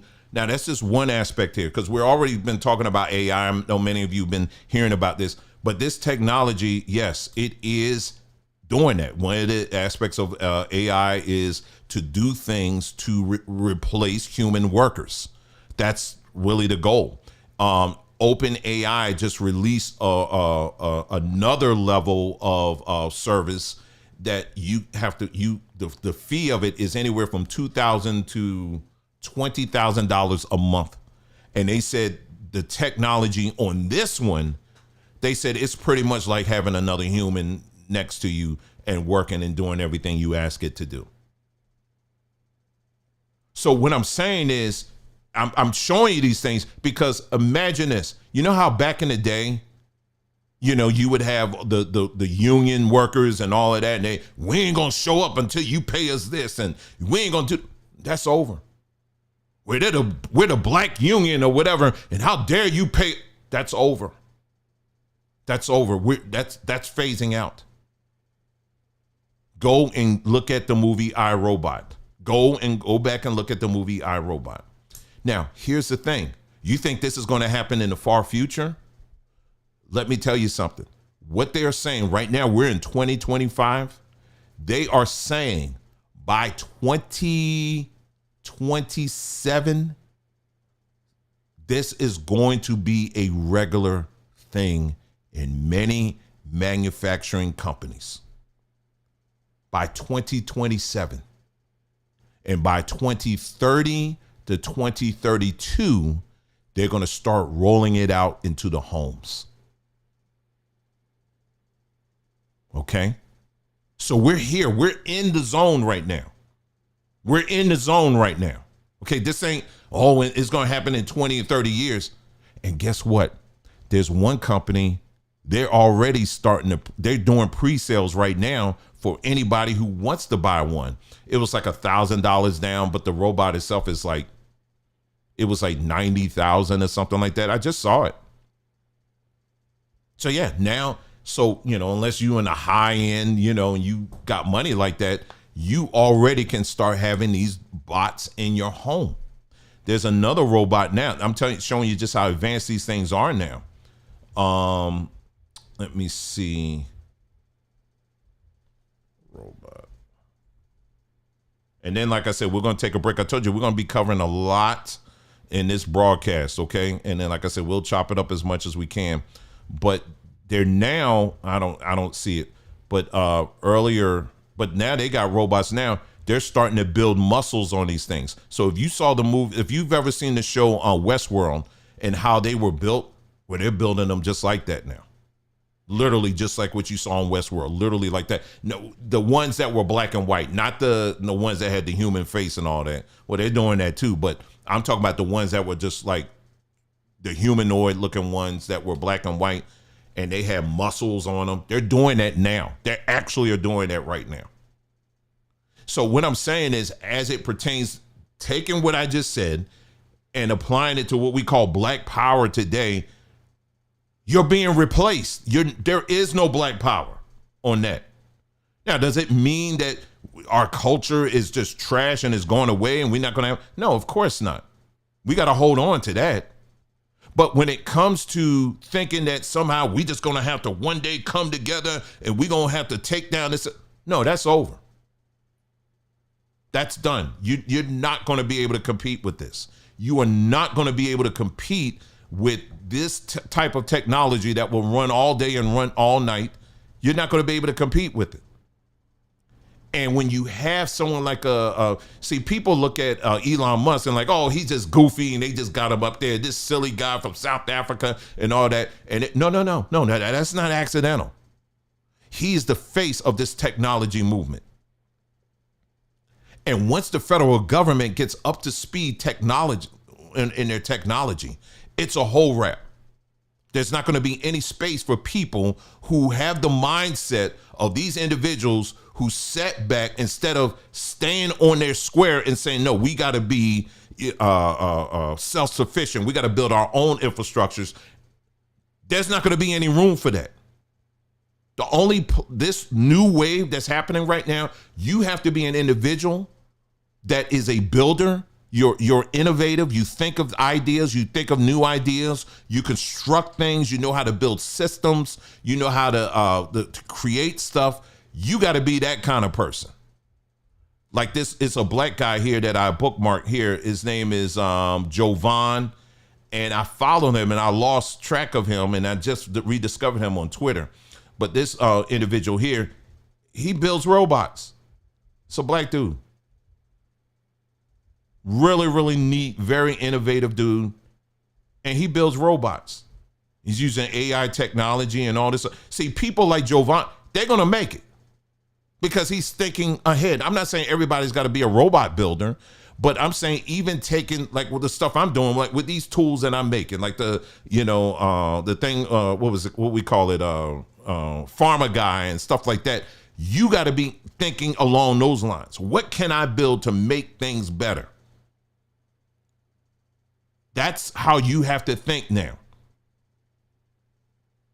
That is where, and those people who think that way, they're going to go far.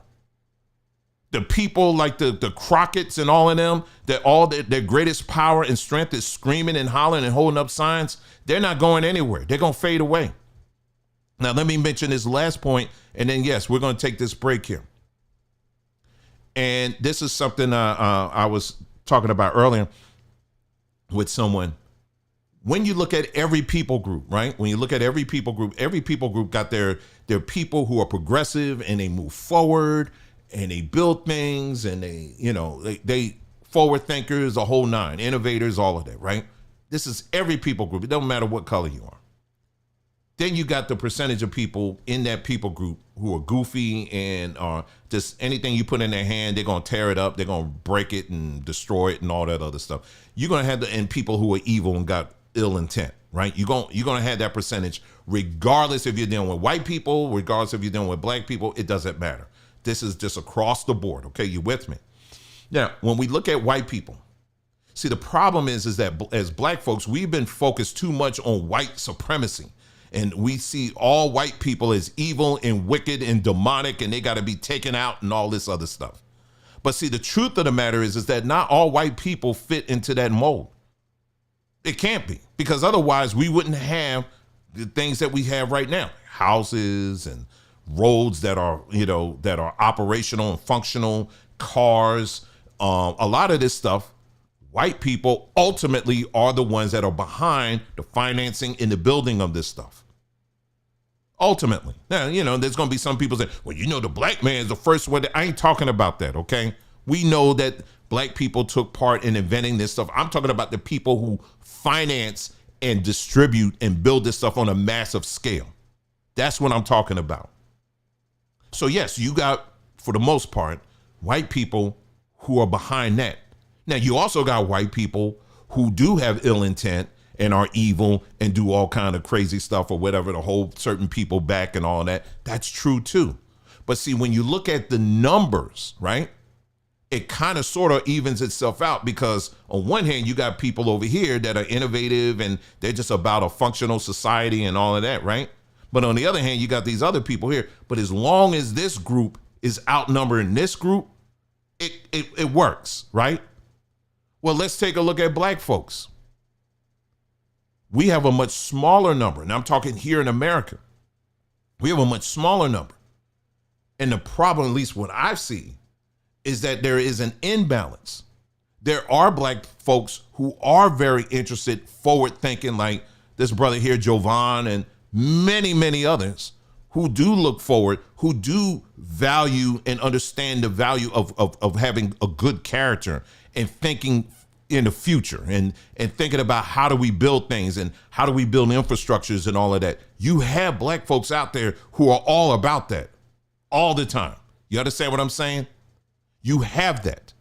But on the flip, we got a group of people, no matter what you give them, no matter what you put in their hands, they're going to destroy it.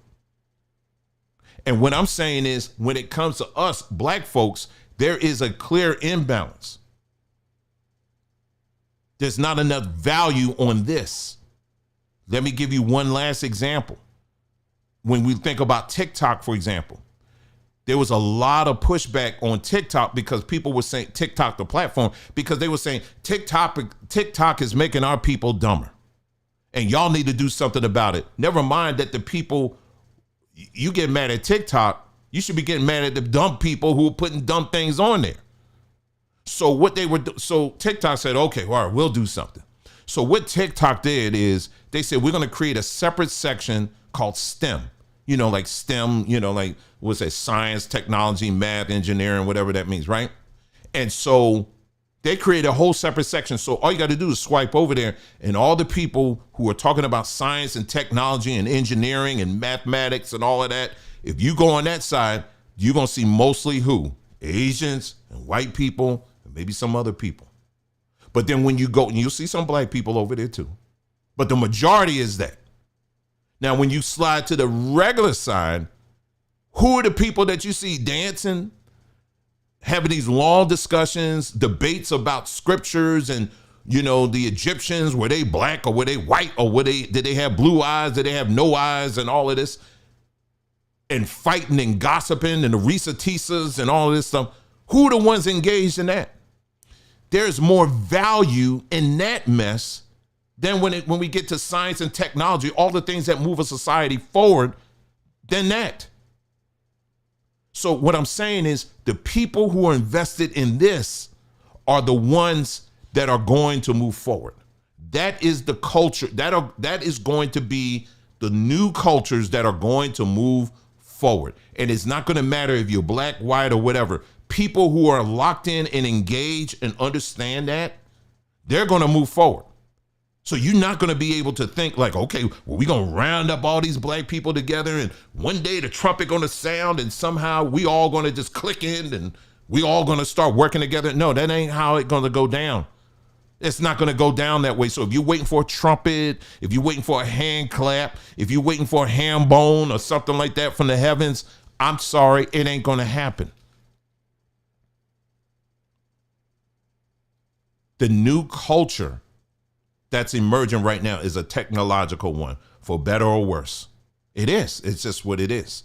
And so what we know as Black power isn't going to carry us or carry you or your family into what is next. It's not.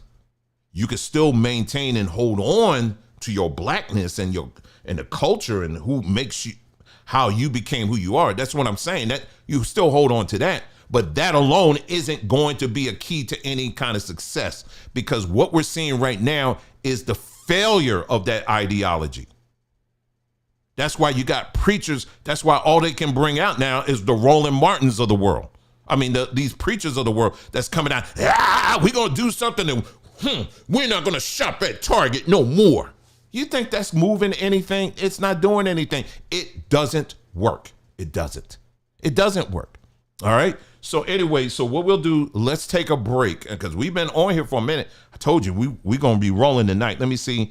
We talked about that. We got two more things we're going to talk about. We're going to talk about the measles, and we're also going to talk about geoengineering. Those are two last things I want to hit, and then that will be it for the night. Like I said, if you got to check out, I understand that. We'll chapter everything out for you, and then you can come back and look at that. But I appreciate each and every one of y'all who are here. What music do I got here that I can play? Hold on. I'll play that, okay? Give me just a minute, and then we'll come back and then we'll hit these two things here. The measles and then geoengineering.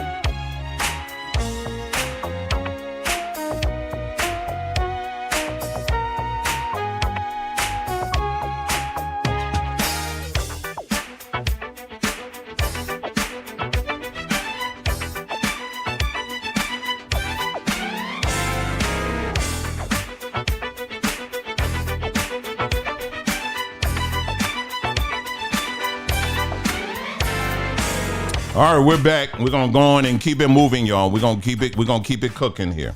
We're gonna keep it cooking. I appreciate each and every one of y'all being here, and I really do mean that. And we don't take that lightly at all. Really appreciate that.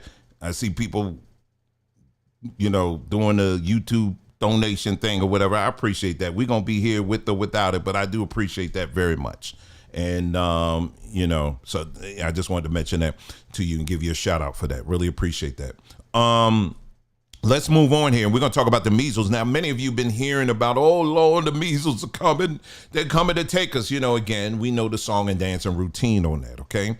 Well, let me show you something here first, you know, just so that we can have perspective, because it's always important to have perspective. Anytime you hear them talking about that, talking about, oh, there's the birds, they're coming. Remember the bird flu? Oh, the bird flu is coming and it's making people sick. Well, that didn't really pan out, didn't it? So nowadays, and remember we were saying bird flu doesn't typically come, humans don't typically get it. Bird flu is typically something, by the name implies, it impacts birds, right? But even this so-called bird flu thing that they're saying is happening ain't really happening, all right? It's something else. And so we've talked about that before, but yeah, so they done moved that. They moved over on that. You saw how they did that little electric slide on that one? They done slid quietly on that one. Now, all of a sudden, we don't really hear about it like that now. And that ain't really a threat to humans anymore. You see how they did that? See, I'm trying to tell you. So now the thing is, oh, it ain't bird flu. It's the measles. Oh, Lord, Lord, Lord, Lord. It's the measles. Okay, well, let's get some perspective here. All right, let's get some perspective here on the measles. Let's look at the history of the measles, right? All right, so measles, look at this. This is a thing from 1942 to 2023. Look at the highs here, all right? So 1950, 1960, and then when we get to 1963, guess what happened? The vaccine was licensed. But what was happening during that time in 1963? Look at the trend. It was downtrending already. It was already downtrending. By the time they came out with the vaccine, it was already downtrending. And then by the time we get to the 80s and then the 90s, you know, and then they said the year 2000, it was declared eliminated because they supposedly had it under control. But something happened a few years ago that I really can't get into too much on this platform. And I think many of y'all know what I want to say, but I can't say it. Now, all of a sudden, oh, everybody's getting it now. Gee, I wonder what has caused that. What was it? I wonder what it was that called. It rhymes with COVID.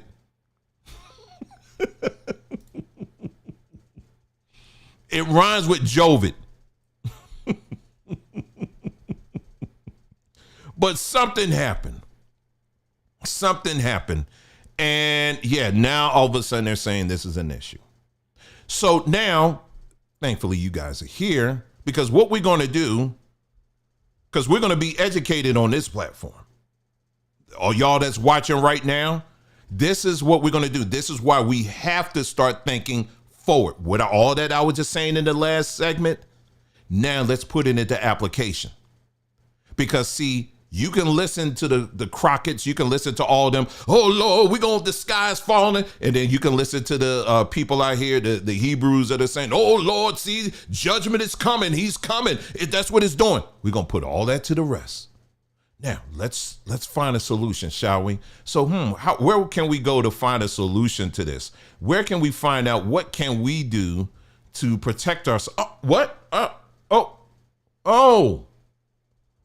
Baba Herb Assistant. I wonder where this came from. Is this that app that I was just telling y'all about? Oh, yeah, the one that we created. Oh, yeah. Okay, so let's ask it a question here about measles, shall we? All right. Let's see. What's the first question we can ask about measles? Okay, if someone catches the measles, what are the solutions for that?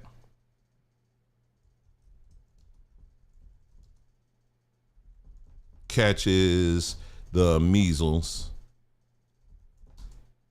What are some herbal solutions for that? What are some herbal solutions? All right. Just going to ask the question. Let's see.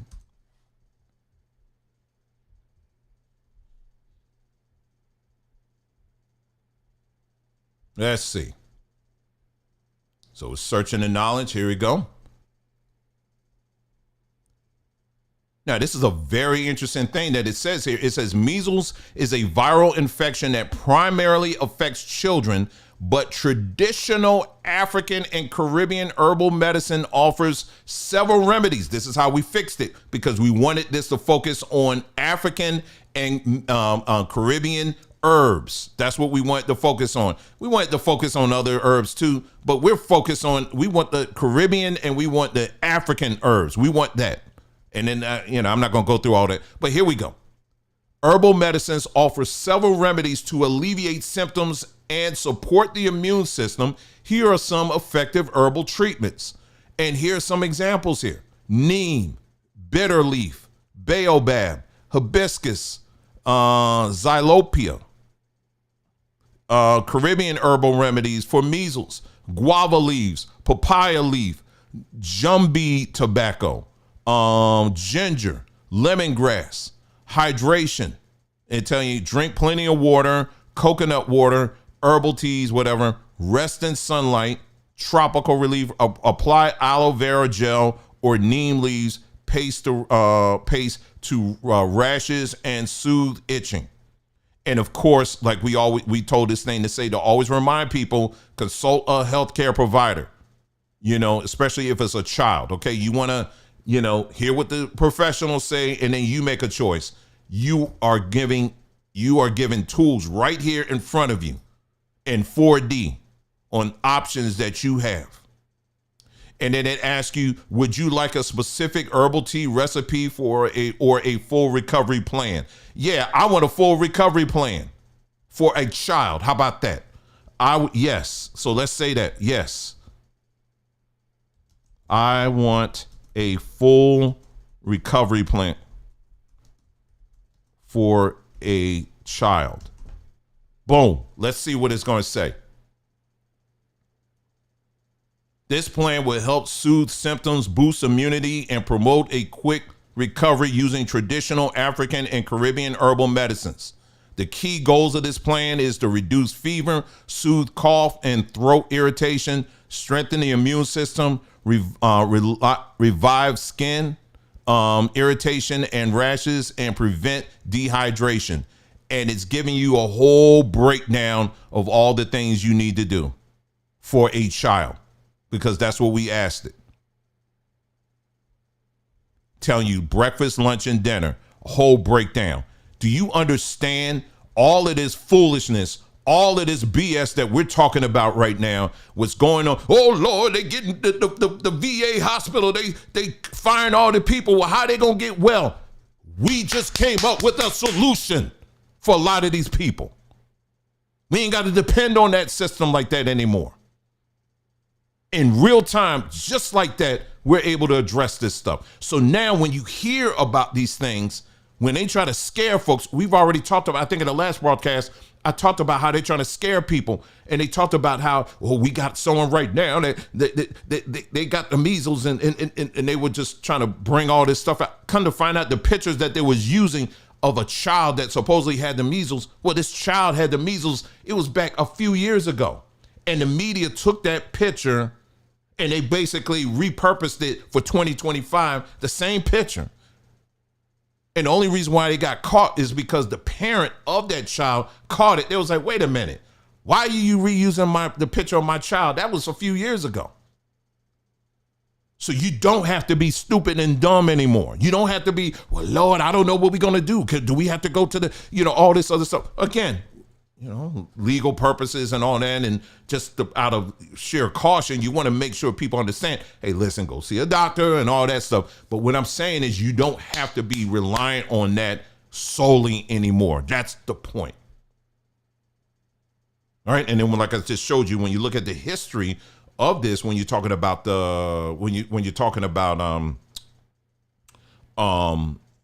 measles was already on the down by the time they came up with the vaccine. And now they're talking about this vaccine, there's an MMR technology in it. All right. We ain't got to go into that.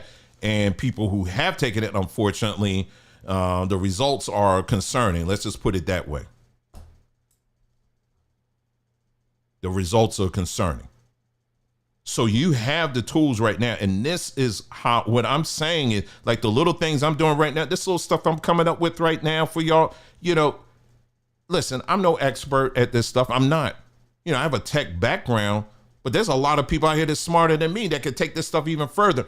I'm like, okay, I'm 54 years old. Let me just do whatever I can, just throw seeds out there, and hopefully someone can take this stuff and build on top of it and make it something even more than what it is. That's why I'm just making it and growing it out, putting it out there, and hopefully people will build on it and make it even better. We don't have to depend on this stuff anymore. You understand what I'm saying? We don't. And so anyway, so that was the measles situation here. Let me holler at somebody and see if they wanted to take part in this. We're going to touch on this geoengineering thing very quickly. Let me see if she wants to take part in this. Hold on. Nicole, you want to do this geoengineering? Geoengineering. You want to come in real quick? Just come here real quick. I just want to. Yeah. You're just going to be sharing how you, with the geoengineering, you know how you were just like, so like, I can't stand when I'm walking out here. Like what I said on the last broadcast? Yeah, I mean, you want to reiterate that or no? You don't have That's to. fine. I mean, that's fine. Go ahead. I'm just saying. I don't. Talk about whatever you're talking about so I can understand. So anyway, I pulled her out of what she was doing there, but geoengineering, this is the last point segment here, what we're talking about here. As you know, what that is basically these folks who are out here spraying. And I know many of you have seen it. You've heard people talking about it. See, one of the things that really pisses me off about this, when we talk about black media, right? When we talk about black media and all this, what I want to know is why we don't hear people black media talking about this kind of stuff. Right. Let's stop. Let's cut the mess. Most of what we call black media today, you know what they talk about? All this emotional stuff. All this, Trump and all this other stuff. But why is there no discussion about stuff like this? Stuff they're literally spraying in the air all around. This is what I'm trying to tell y'all with Black Power movement stuff. You can't rely on it because the Black Power movement ain't going to address geoengineering. They're not. It's about tapping into your emotions and taking advantage of it. But geoengineering is a real thing. Basically, what it is that they have been spraying stuff in the environment for years. When you look up in the sky and you see them lines up there and whatever, that's not normal. Most of us who are of a certain age, we didn't grow up with looking up at skies with full of lines, look like a cat done just scratched it all up. They are spraying all kinds of chemicals and stuff up there. And the reason why they're saying they're doing it is to block out the harmful rays of the sun. You know, the UV rays are very dangerous and harmful, and they're going to kill everybody and all this other nonsense. That's the reason why they're saying they're doing it. But see, what goes up eventually comes down. Right? And when it comes down, it gets into our water, it gets into our air, it makes people sick. That's right. There are certain days where you may say, well, dang, I've been doing well. Why is it all of a sudden I got a headache, or why I got this cough? Well, one of the reasons is because these freaking devils are up here spraying stuff, and they've been doing it for years. But thankfully, you got a lot of states now that are finally, and then when people like us, when we raise up the issue, and there's many others, it ain't just us, they're saying, no, it ain't. In fact, I guarantee you watch this video, once this video is finished, YouTube gonna put down there, well, it ain't geoengineering, it's let's explain or whatever. Shut up. No, they are trying to kill you. They're trying to kill you, and that's what they've been doing. If it was fake, they wouldn't be passing laws against it, okay? So you got states like Florida, you got other states like Tennessee, Arizona just passed, are pushing through legislation right now to shut this thing down, right? Yeah, you want to just you want to say anything? You're not going to be on camera. Oh no, well, yeah. Why don't you go ahead? As I'm trying to find a picture. Oh, okay.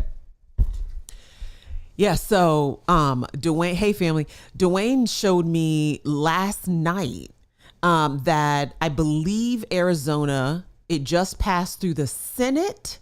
And then again, look, it's been a long time since I was in elementary school, and in government class, but it passed the Senate. I don't know if it goes to the House or the Congress next. I can't really remember before the governor signs it, but they passed a bill through the Senate that would ban certain types of geoengineering. And do you have the picture? Do you have the image? Yeah, this is no, the image that you texted me to show. It doesn't show this. Yeah, I know. I want them to see the picture that you texted me about about the ban in Arizona.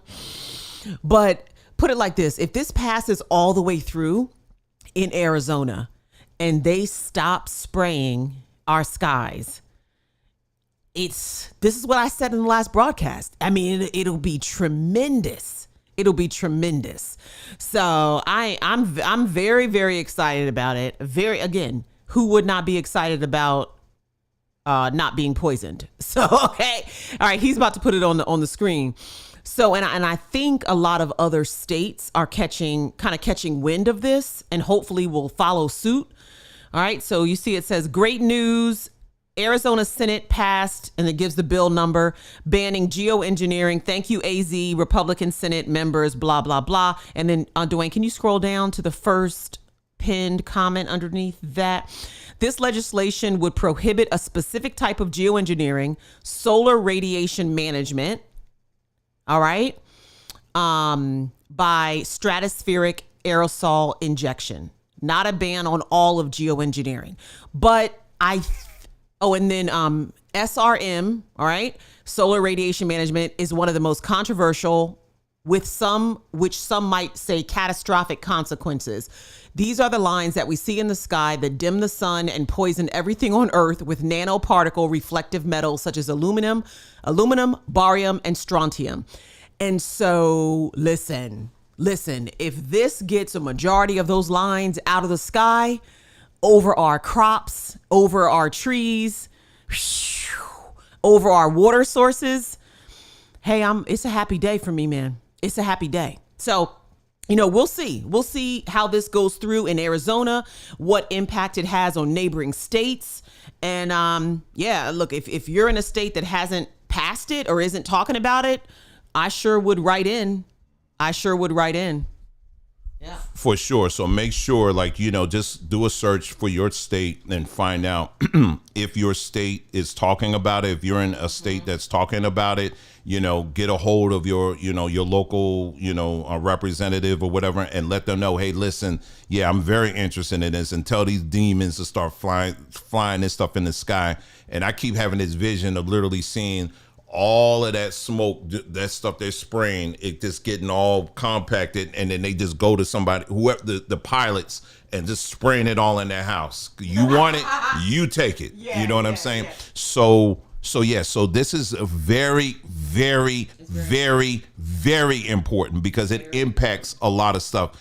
There's no emotional tie to it as far as the stuff that we've been trained to always react to. There's no white cop or anything like that. This is something that impacts all of us. And this is something that these are the things we should be talking about because it's very important. It's very, very important. And we're going to continue to talk about this topic and other topics like this. But I think we've talked about enough tonight in this broadcast because we covered quite a bit. Like I said, again, when I'm finished, we'll chapter it out and do the whole nine. But I appreciate each and every one of you guys for joining us this evening on this broadcast. You wanted to say something. I knew you would, but here we go.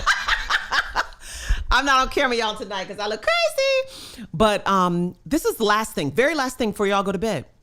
As I'm sitting here and I'm listening to this, right? And we're talking about them getting this poison out of our skies.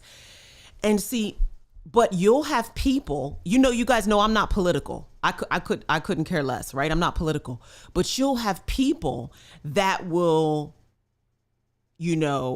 thumbs down this because it's something that's coming out of Trump's administration, right? And this is what I'm saying. This is why you have to, we live here. This is where we live. Okay. We understand this land wasn't built for us, whatever. We get all of that. but you still have to live here every day, right? And so, and you can't be bought into this system. But here's the thing. There are people who are so bought into their politics, they're Democratic, they're this, whatever.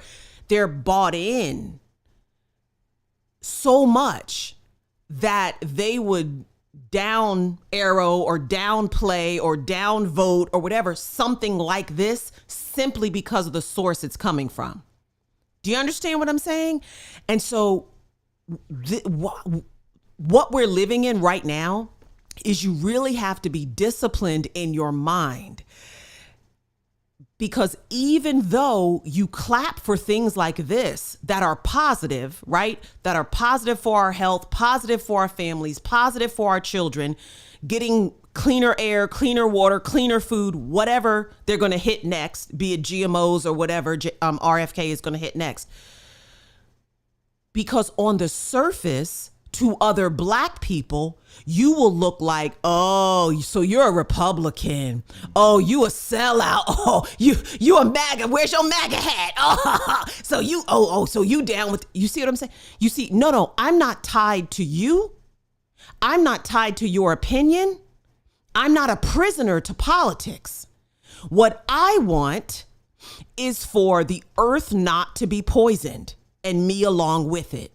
But you have black people that are so tied to their politics and prisoners to their politics that it doesn't matter whether it's good, bad, ugly, doesn't matter. They're just going to vote against the other, whoever's on the other side of the aisle type of thing. And all I'm saying is that we can't be, we can't think like that. We just can't think like that. Do you understand what I'm saying? We cannot think like that. The days of, shoot, I'm voting for everybody black. I'm rooting for everybody black. Well, see, everybody black isn't rooting for you. I'm just saying. Look, I love my people more than anything. You know what I mean? When I say more than anything, I'm saying that's a figure of speech. Okay. I love my people so much, but the mindset, this whole like group think mindset that if it's got a black face, I'm for it. If it's got a black, no, because a lot of our people they've lost their way, and they've lost concept of, or they've lost, what am I trying to say? They've just lost perspective of what is right, what is good for the black family today. And someone, I think I said this years ago, something like that. And I said something like, you hate white people more than you love your own people. And when you hate white people, Republican Party, whatever, when you hate white people more than you love your own people, you'll always make the wrong decision. Because you will always side with, in this case, Democrats, this, that, whatever you see as this is the black choice. This is the black choice. This is the black, Kamala was the black woman's choice. All that stuff. You'll always side from a place of emotion instead of a place of logic and sound character and sound decision making and sound choices for the future of your family and your children's children. Do you understand? And of course, we don't put our future in the hands of a American politician. That's not what I'm saying. But where are the decisions that will create a healthier or more, a healthier, wealthier, tomorrow? Who's making those decisions? And if they're making those decisions, okay, for today, you are right with me. For today, you are right with me. And so I refuse to allow myself to just make proclamations and decisions and all this out of emotion. And last thing, I know it's been on here for a long time, but what Dwayne was saying when you were saying the Black Power class and Black Power and all of these different things. It's yesteryear. We had a conversation last night, and I know you talked about this already, but we had a conversation last night and said, listen, what you're going to find, I'm going to add to it, what you're going to find in these days to come is the people who are going to be not necessarily the ruling class, but the movers and the shakers. You're going to see a lot of neurodivergent people. Okay. You're going to have people with autism, with Asperger's, with on the spectrum, left and right, high and low. Okay. Functioning. You're going to see people who are neurodivergent, who in past years have always been rejected. They never fit in. They were always socially awkward. Nobody ever really gave them a second thought or a second chance. They didn't fit in, whatever. They're just weird. Honey, they're going to be rocking and shocking. They're going to be building stuff that you're using. They're going to be creating the bag and probably creating jobs for you and your family. Those people, because the age that we're moving in now, people like to say, oh, it's the technocracy. Like these people who are tech savvy, tech innovators that are the ruling class. That is going to be, that's true.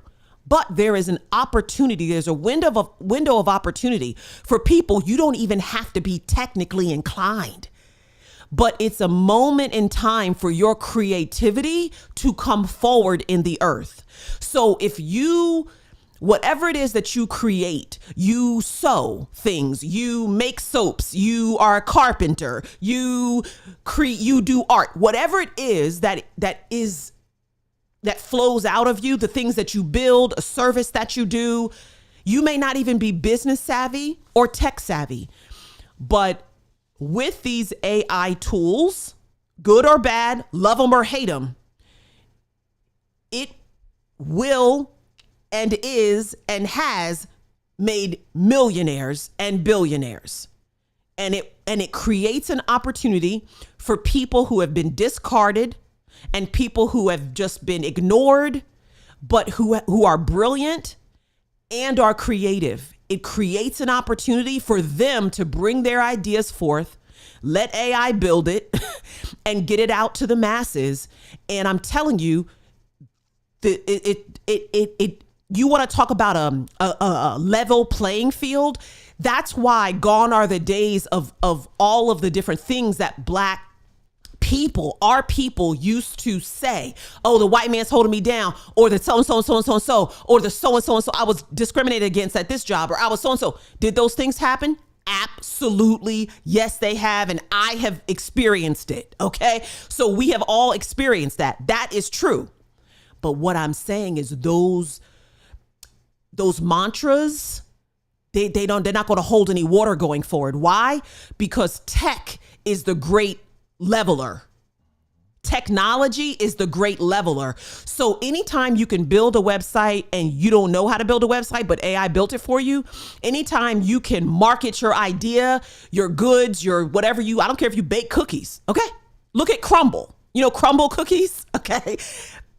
Who knew that baking cookies could blow up like that? Now that's a brick and mortar store. I'm more so talking about online. But my point is that whatever it is that you do, whatever your craft is, your gift is, talent, creativity, whatever, even your ideas that you just want to vocally share and get paid for them, right? Be a coach, whatever it is.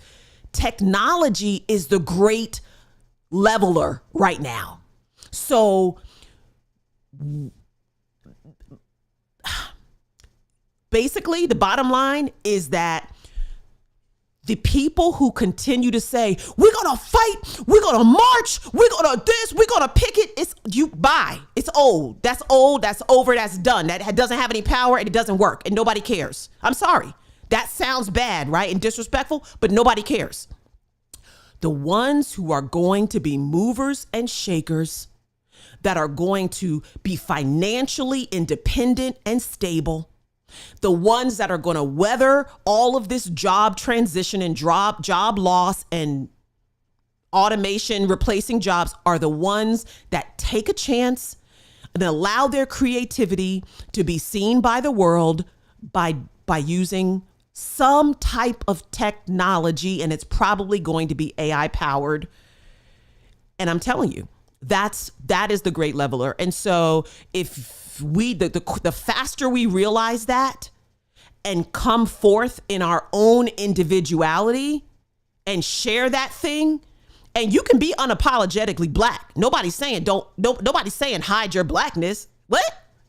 You can't. What are you talking about? No, you can even bring that forward through, your business, AI tools, artwork, whatever. Be who you are today, but don't use the language, the tactics, the strategies of the past, because that is old. They are old and they are ineffective. All right. So what is effective today is for you to be who you are today, not be afraid of the technology, but leverage the technology, even if you're not tech savvy, and get your message, your voice, your creativity, your creations, your talent, get it out there for people to embrace. And I'm telling you, it's going to make a difference in your life, in the life of your family, and it's probably going to dramatically impact your finances to the positive. So that's my take. There you go. Appreciate that. And the biggest thing that we're contending with is, remember we talked about, we did a whole segment on reading, the reading levels of different people groups. If you are not someone that reads, then it's going to be a very challenging thing. It's going to be a challenging time. It's really going to be a great challenge for you, because when you read, you know how to ask questions, you know how to analyze things.